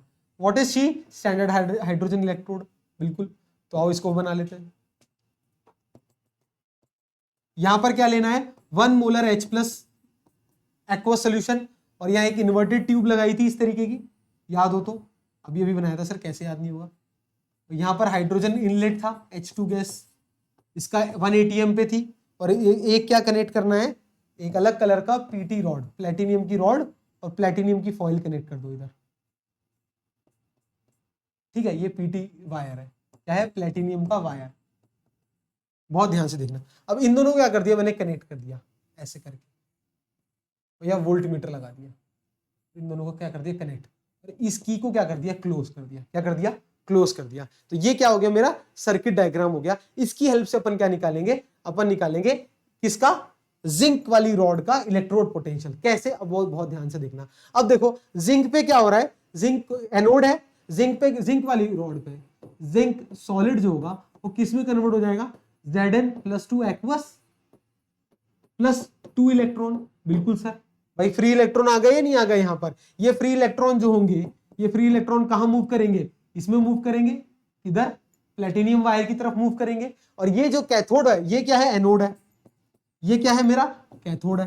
कैथोड वाली रिएक्शन क्या होगी? कैथोड पे क्या होगा? रिडक्शन। तो ये जो 2H प्लस एक्वस है, रिडक्शन में क्या होगा? ये 2 इलेक्ट्रॉन गेन करेगा और क्या बना लेगा सर? H2 गैस बना लेगा। तो इन दोनों की जो कंप्लीट सेल रिएक्शन अगर लिखूंगा, तो ये 2 इलेक्ट्रॉन से 2 इलेक्ट्रॉन कट गया, तो इस केस में कंप्लीट सेल रिएक्शन कैसे लिखूंगा? Zinc solid plus 2H plus aqueous is giving what? Zn+2 aqueous plus H2 gas. हो गया नहीं हो गया? क्लियर है? तो this is complete cell reaction. Clear? इस कंप्लीट सेल रिएक्शन को अगर मैं रिप्रेजेंट करना चाहूं तो क्या ऐसे लिख सकता हूं? देखो ये लेफ्ट, ठीक है, और ये लेफ्ट, ये LL, ये RR। तो कैसे आएगा देखना? Zn+2 ऐसे सिखाया था ना, लेफ्ट लेफ्ट, ये देखो लेफ्ट में ये है और राइट में, सॉरी लेफ्ट राइट, इधर देखो 2H प्लस, तो 2 की लिखने की जरूरत नहीं होती, H plus slash H2 gas लिख लो, और कॉमा अगर प्लेटिनियम वाला वायर हो तो कॉमा PT जरूर लिखना। तो this is how we represent electrode potential. अगर मेरे को मेजर करना है या SHE के थ्रू अगर मैं कोई और सेल को कनेक्ट करता हूं, जिंक या कॉपर, तो इस तरीके से रिप्रेजेंट करता हूं। अभी पढ़ाया था, देखो इस तरीके से रिप्रेजेंट करेंगे नहीं करेंगे, लेफ्ट वाला इधर, इसका लेफ्ट वाला इधर, इसका राइट वाला इधर और इसका राइट वाला इधर, इस तरीके से लिख दिया। बस एक्स्ट्रा क्या है, कॉमा करके PT जरूर लिख दीजिएगा, प्लेटिनियम, जब भी प्लेटिनियम वायर यूज करते तो इस तरीके से यूज करना। ये सब तो रिप्रेजेंटेशन हो गया। अब हुआ क्या, वर्किंग देखो, जब ये इलेक्ट्रॉन मूव किया तो ये वोल्टमीटर क्या करेगा, डिफ्लेक्शन शो करेगा। क्या करेगा, ये वोल्टमीटर एक डिफ्लेक्शन शो करेगा। उसकी वैल्यू क्या हुई, बेसिकली E0 सेल हुई या नहीं हुई, बिल्कुल, क्योंकि स्टैंडर्ड केस में है, वही तो वैल्यू E0 सेल होगी। इस वोल्टमीटर की जो रीडिंग है वही क्या है, E0 सेल है। और वोल्टमीटर की रीडिंग तो डिजिटल रीडिंग है, उसको तो ले सकते हैं। वो रीडिंग जनरली आती कितनी है, 0.76 वोल्ट आती है। क्या आती है, 0.76 वोल्ट। तो ये क्या है, E0 सेल ही तो है। जब भी मैं जिंक की रॉड को SHE से कनेक्ट करूंगा और जिंक एनोड की तरह एक्ट करेगा तो इलेक्ट्रॉन फ्लो होंगे और ये वोल्टमीटर डिफ्लेक्शन शो करेगा। वोल्टमीटर की रीडिंग क्या होगी, 0.76 वोल्ट। और ये जो रीडिंग है यही क्या है, E0 सेल है। बिल्कुल, E0 सेल का फॉर्मूला आप सबको पता है क्या होता है या नहीं होता, बिल्कुल सर पता है। व्हाट इज E0 सेल, अरे E0 सेल अभी बताया था क्या होता है सर, E कैथोड का reduction potential minus E anode का रिडक्शन, ये नॉट है, ये भी नॉट लगा दो, ये भी नॉट लगा दो, रिडक्शन पोटेंशियल। ये कैथोड पे क्या है सर, कैथोड पे क्या हो रहा है, रिडक्शन हो रहा है या नहीं हो रहा, H plus is getting convert into H2, H plus is getting convert into H2, इसका रिडक्शन पोटेंशियल लिखना है मेरे को। माइनस जिंक का रिडक्शन पोटेंशियल क्या लिखोगे, Zn+2 getting convert into Zn। ये तो होगा, रिडक्शन पोटेंशियल लिखना है बच्चा, रिडक्शन पोटेंशियल इस तरीके से लिखोगे या नहीं लिखोगे, चेक करो। कोई भी डाउट है, नहीं सर कोई भी डाउट नहीं है। इसकी वैल्यू आपको पता है कितनी होती है, 0 होती है, नहीं होती, बिल्कुल सर 0 होती है। अरे ये वैल्यू 0 होती है, तो इसकी वैल्यू का कितनी आ गई, इसका मतलब सर E0 Zn+2/Zn की वैल्यू आ गई माइनस E0 सेल। ये क्या है, E0 सेल है या नहीं, E0 सेल। और ये माइनस E0 सेल कितना है, माइनस 0.76 वोल्ट। इसका मतलब standard reduction potential of zinc कितना आ गया, माइनस 0.76 वोल्ट। क्लियर है। ये माइनस क्या बता रहा है कि sir reduction potential is not favoured in case of zinc, होता ही है, जिंक के केस में तो ऑक्सीडेशन हो रहा है। क्लियर है, समझ में आ रहा है। तो इस तरीके से अपन समझेंगे चीजों। तो SHE स्टैंडर्ड हाइड्रोजन इलेक्ट्रोड की हेल्प से मैंने कैसे निकाला, क्लियर है, कैसे निकाला अपन ने electrode potential of zinc by using SHE। ठीक है, यहां एनोड की रिएक्शन लिखी, यहां कैथोड की रिएक्शन लिखी। कंप्लीट सेल रिएक्शन कैसे लिखते हैं, E0 सेल क्या होगा, वोल्टमीटर की reading. What is E0 cell, E0 cathode minus E0 anode. E0 cathode is 0 क्योंकि SHE है, और E0 anode is what, zinc का reduction potential that is minus 0.76 volt. Clear है, कोई भी डाउट है तो बताओ। डन। ये तो था किस केस में बताया मैंने आपको, ये मैंने आपको पढ़ाया जब मैंने लिया है जिंक। अगर मैं कॉपर लेता, अगर इन केस अगर मैं कॉपर लेता तो उस केस में क्या करता, SHE in case of copper. Second, बहुत ध्यान से देखना, जल्दी करेंगे। अगर मैं इन केस ऑफ कॉपर, कॉपर का अगर मुझे इलेक्ट्रोड पोटेंशियल निकालना है तो क्या करूंगा, SHE को आप जिंक की जगह कनेक्ट कर दूंगा लेफ्ट में, और राइट में तो कॉपर है ही है। क्लियर है, इस जगह इस तरीके से फ्लो ऑफ इलेक्ट्रॉन होगा या नहीं होगा, बिल्कुल सर होगा। तो अब इस केस में अगर मैं E0 सेल लिखूंगा वो क्या आएगा, E0 कैथोड का reduction potential minus E0 anode का रिडक्शन पोटेंशियल। अब ये एनोड इस केस में क्या है मेरा, SHE। अरे लेफ्ट में जो होता है वो एनोड होता है ना, और राइट में जो होता है वो कैथोड होता है। बिल्कुल भाई, जिंक की जगह अगर मैं SHE ले रहा हूं तो ये कितना होगा वैल्यू, 0। अरे मैंने पढ़ाया था SHE का रिडक्शन पोटेंशियल और ऑक्सीडेशन पोटेंशियल, भले वो कैथोड हो या एनोड हो, 0 होता है, 0 हो गया। इस केस में जो E0 reduction potential of cathode that is copper+2/कॉपर क्या आएगा, E0 सेल के बराबर। ये E0 सेल क्या होता है, वोल्ट मीटर की रीडिंग, क्या है, वोल्ट मीटर रीडिंग। और इस केस में जब मैं एनोड को SHE लूंगा और कैथोड को जब मैं क्या लूंगा, कॉपर वाली रॉड लूंगा, उस केस में जो वोल्ट मीटर का डिफ्लेक्शन आया था उसकी वैल्यू होती है 0.34 होती है। कितनी होती है बच्चा, 0.34 होती है। क्लियर है, ठीक है। चलो, ये 0.76 थी और वो कितनी होती है, 0.34 होता है। तो इस केस में standard reduction potential of copper की वैल्यू कितनी आ जाएगी बच्चा, 0.34 वोल्ट। प्लस में आएगी, प्लस में क्या रिप्रेजेंट कर रहा है, अगर ये वैल्यू पॉजिटिव आ रही है इसका मतलब इसमें रिडक्शन फीजिबल है। इस केस में रिडक्शन पोटेंशियल की वैल्यू नेगेटिव आ रही है, मतलब रिडक्शन नहीं, ऑक्सीडेशन फीजिबल है। क्लियर है। तो जिंक का पूरा अपन ने डिटेल में पढ़ा कि भाई जिंक को कैसे निकाला। अब जिंक की जगह मैंने कॉपर अगर यहां लगाना है, यहां कॉपर लगा दो और यहां SHE लगा दो। SHE लगा के मैंने अगर करा, SHE लगा के अगर मैंने करा, अगर कैलकुलेट किया तो 0.34 आया पॉजिटिव में। मतलब जब स्टैंडर्ड हाइड्रोजन इलेक्ट्रोड एनोड की तरह एक्ट करेगा तो हमेशा E0 की वैल्यू क्या आएगी, पॉजिटिव। और जब भी मेरा SHE कैथोड की तरह एक्ट करेगा तो हमेशा वैल्यू क्या आएगी, मेरी नेगेटिव आएगी। क्लियर है? बहुत इंपॉर्टेंट एनालिसिस है। तो इस सब को एनालाइज करके क्या किया, एक वैल्यूज निकाली गई। तो जैसे मैंने ये कॉपर और जिंक की वैल्यूज निकाली, तो और भी जो मेरे एलिमेंट्स हैं उनकी मैंने वैल्यूज निकाली या निकाली गई बाय यूजिंग SHE, और उनको एक टेबल में अरेंज करके रख दिया या एक सीरीज में अरेंज करके रख दिया। उसे अपन बोलते हैं इलेक्ट्रोकेमिकल सीरीज या ECS बोलते हैं। तो इलेक्ट्रोकेमिकल सीरीज का जो आपको पार्ट याद में रखना है, ध्यान में रखना है, वो इस तरीके से मैंने आपको एक जगह अरेंज कर दिया और इसको याद करने की एक ट्रिक भी बता दी। क्या? देखिए, लो कैटरीना ने कार मांगी, ऑल्टो जैन फरारी, फिर भी हाई क्यू, सिल्वर मिली, प्लेटिनियम ऑडी। देखो इसको याद करने का क्या तरीका है। देखो, लो कैटरीना, लो मतलब लिथियम, कैटरीना के पोटेशियम, सोडियम, कार मतलब कैल्शियम, मांगी मतलब मैग्नीशियम, ऑल्टो मतलब एल्यूमिनियम, जैन मतलब जिंक, फरारी मतलब Fe, फिर भी Pb और हाई हाइड्रोजन, फिर भी Q, मिली, सिल्वर, प्लेटिनियम, ऑडी। ऐसे याद रख लो, पर ध्यान में रखना कि सिल्वर पहले आता है फिर बाद में आता है। मिली मतलब मरकरी, मिली मतलब मरकरी, मरकरी बाद में आता है, पहले सिल्वर आता है फिर मरकरी आता है, फिर प्लेटिनियम, ऑडी, फिर यहां लिख दो फ्लोरीन, अलग से एक फ्लोरीन, लास्ट में फ्लोरीन को लिख देना जिससे आपको याद करने में दिक्कत ना हो। अगर आपको ये सीरीज याद होगी तो चुटकियों में बहुत सारे आप क्वेश्चन सॉल्व कर लोगे। ठीक है, फिर रिपीट करता हूं, लो कैटरीना ने कार मांगी, ऑल्टो जैन फरारी, फिर भी हाई क्यू, मिली, सिल्वर, प्लेटिनियम, ऑडी। तो मिली और सिल्वर को रिवर्स कर देना बच्चों, क्योंकि ये ऑर्डर है एनसीईआरटी का, स्टैंडर्ड ऑर्डर यही है। तो मैं कोशिश कर रहा था आपको बनाने की, अच्छे से बना के दूं एक मतलब याद करने का तरीका। तो आई होप आपको याद करने का तरीका याद हुआ। अगर इसके अलावा और कोई आपका तरीका है जिससे आपको याद है ECS, तो आप बिल्कुल कमेंट सेक्शन में टाइप करिएगा, मैं भी उसको बिल्कुल प्रेज करूंगा कि अगर आपको इस तरीके से याद है। और लास्ट में क्या होगा, फ्लोरीन। ठीक है, एनसीईआरटी में जो इलेक्ट्रोकेमिकल सीरीज दे रखी है वो इस तरीके से दे रखी है कि by using standard hydrogen electrode आपने किस तरीके से जो है एलिमेंट्स के इलेक्ट्रोड पोटेंशियल को कैलकुलेट किया और इस इलेक्ट्रोड पोटेंशियल को अरेंज कर दिया एक सीरीज के अंदर।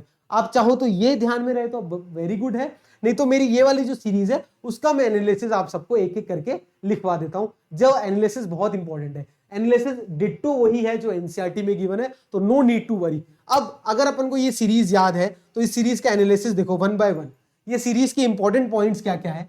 पहला जो इंपॉर्टेंट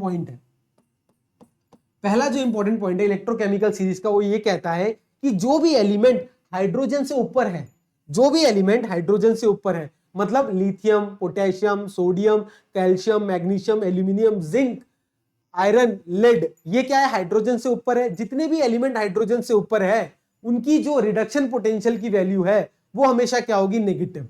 ठीक है, लिख लो, एलिमेंट अबव हाइड्रोजन जो है उनकी E0R की वैल्यू, जो रिडक्शन पोटेंशियल होगा, स्टैंडर्ड रिडक्शन पोटेंशियल की वैल्यू क्या होगी बच्चा पार्टी, सर नेगेटिव होगी। क्या होगी, नेगेटिव होगी। क्लियर है? एनसीईआरटी में जो उल्टी तरीके से लिखा हुआ है, घबराने की जरूरत नहीं है, सेम एनालिसिस है। अगर आपने ये मेरी वाली सीरीज ध्यान में रखी है तो इस तरीके से ध्यान रख लो कि हाइड्रोजन के ऊपर जितने भी है, जो एलिमेंट मैंने आपको बताया, लो कैटरीना ने कार मांगी, ऑल्टो जैन फरारी, जो भी है वो जो है मेरी, उनके E0R की वैल्यू क्या होगी, नेगेटिव होगी। ठीक है, बिल्कुल सर। दूसरा एनालिसिस क्या कहता है, सेकंड एनालिसिस, जो सेकंड इंपॉर्टेंट पॉइंट है कि जो हाइड्रोजन का इलेक्ट्रोड पोटेंशियल है, रिडक्शन पोटेंशियल हाइड्रोजन का, वो क्या होता है आपको पता है, क्या होता है सर जीरो होता है। ठीक है, तीसरा इंपॉर्टेंट पॉइंट क्या कहता है, तीसरा सर इंपॉर्टेंट पॉइंट ये कहता है कि जो एलिमेंट है which lie below, which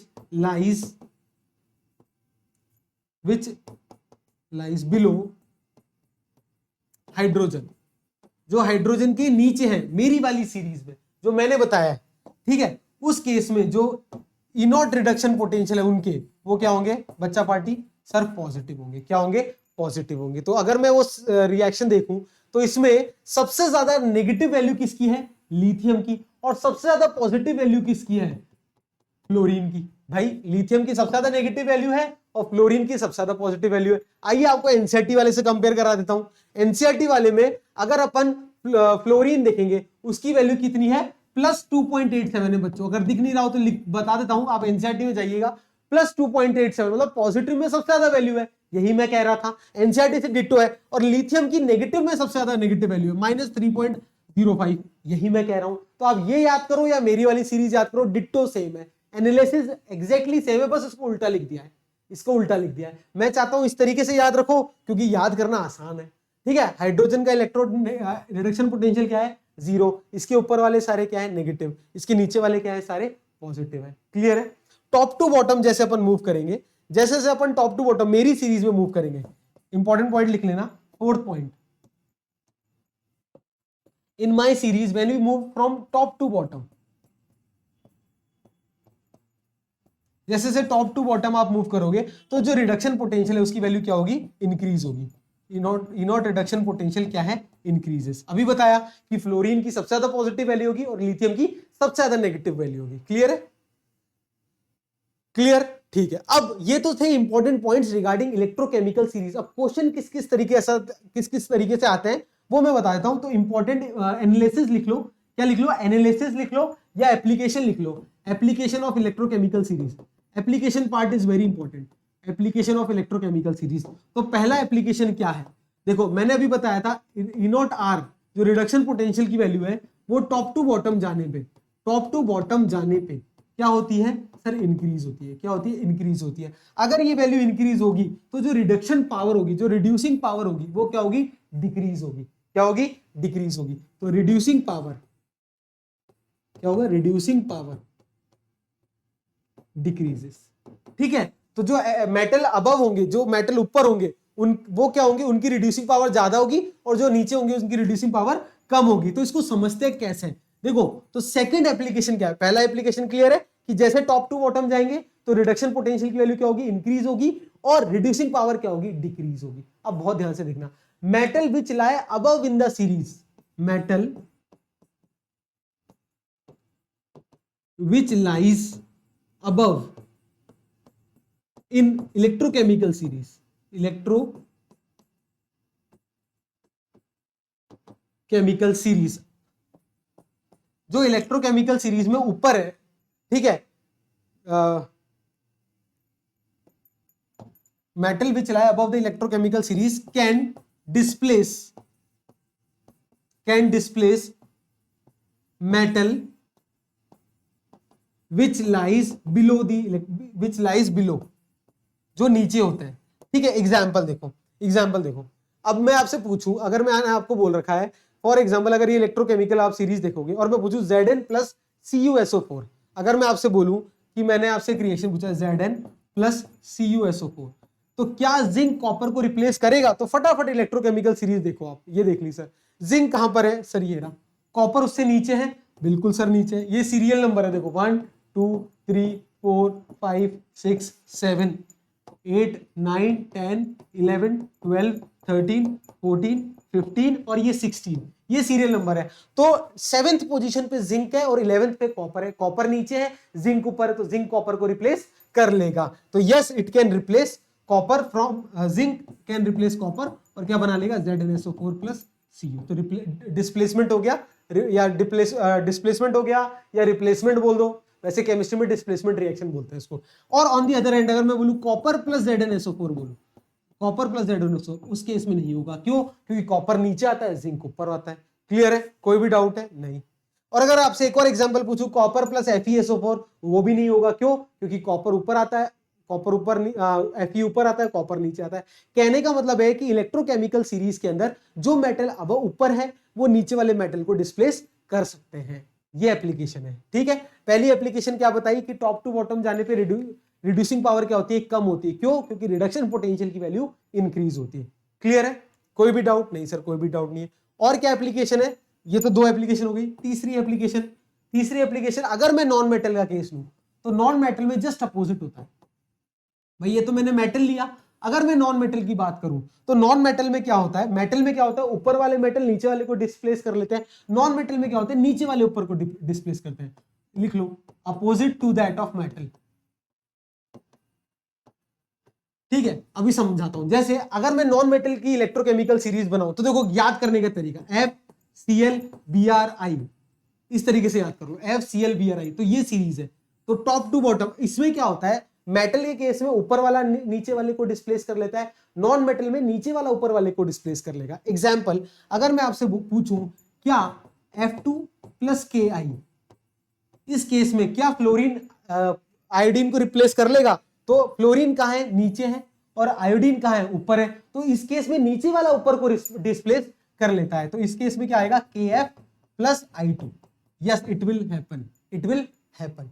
clear है? नॉन मेटल में क्या होगा, जस्ट अपोजिट होगा मेटल से। मेटल में क्या हुआ था, ऊपर वाला मेटल नीचे वाले मेटल को डिस्प्लेस कर लेता है। नॉन मेटल में नीचे वाला नॉन मेटल ऊपर वाले नॉन मेटल को डिस्प्लेस करेगा। क्लियर है? जस्ट उल्टा हो रहा है। अगला एक और एग्जांपल कराऊं, अगर मैं आपसे बोलूं Cl2 + Ki, क्या बोल रहा हूं, Cl2 + Ki। अब क्लोरीन कहां है, नीचे, आई कहां है, ऊपर, बिल्कुल रिप्लेस कर लेगा, डिस्प्लेस कर लेगा। तो KCl + I2 हो जाएगा या नहीं हो जाएगा? बिल्कुल हो जाएगा। On the other hand if I ask you, अगर मैं आपसे उल्टा पूछूं, क्या अगर मैं आपसे बोल रहा हूं कि Br2 + KCl करो, क्या करो, Br2 + KCl, इस केस में Br ऊपर है और Cl नीचे है, तो डिस्प्लेसमेंट नहीं होगा, no reaction take place. And I2 + KCl बोलूं, क्या बोलूं, I2 + KCl या KBr या KF, उस केस में भी कोई रिएक्शन नहीं होगी। इसका मतलब नॉन मेटल के केस में क्या होता है, मेटल का अपोजिट, ऊपर वाला मेटल नीचे वाले मेटल को डिस्प्लेस कर लेता है इलेक्ट्रोकेमिकल सेल में। पर इलेक्ट्रोकेमिकल सीरीज के अंदर अगर मैं नीचे वाले नॉन मेटल को ऊपर वाले नॉन मेटल से डिस्प्लेस करूं तो हो जाएगा, बट ऊपर वाला मेटल नॉन मेटल नीचे वाले नॉन मेटल को डिस्प्लेस नहीं कर सकता है। क्लियर है? तो ये इंपॉर्टेंट है। ठीक है, चलो, तो ये 3 इंपॉर्टेंट एनालिसिस है। पहला क्या बताया, रिड्यूसिंग पावर डिक्रीज होती है टॉप टू बॉटम जाने पे। दूसरा बताया कि जो ऊपर वाले मेटल होते हैं वो नीचे वाले मेटल को डिस्प्लेस कर देते हैं। एक याद कर लो बस, नॉन मेटल में जस्ट इसको अपोजिट करना है। तो आई होप आपको क्लियर है। ठीक है, अगर वीडियो अच्छा लगा हो तो please like, share and subscribe कीजिएगा। 1 घंटे 10-15 मिनट का वीडियो है, बट कंप्लीट इलेक्ट्रोकेमिकल सेल आपको पढ़ लिया है अपन ने। Electrochemical cell, standard hydrogen electrode, electrochemical series complete हो चुका है। अब नेक्स्ट लेक्चर में आपको नर्स्ट इक्वेशन कराऊंगा जो कि बहुत इंपॉर्टेंट है, और अगर अपना इतना पार्ट क्लियर है तो आगे चुटकियों में अपन क्वेश्चन सॉल्व कर लेंगे। तो अगर वीडियो अच्छा लगा हो तो please like, share and subscribe जरूर कीजिएगा बच्चों। मिलते हैं नेक्स्ट वीडियो में। टिल देन टेक केयर और अच्छे से पढ़ाई कीजिए।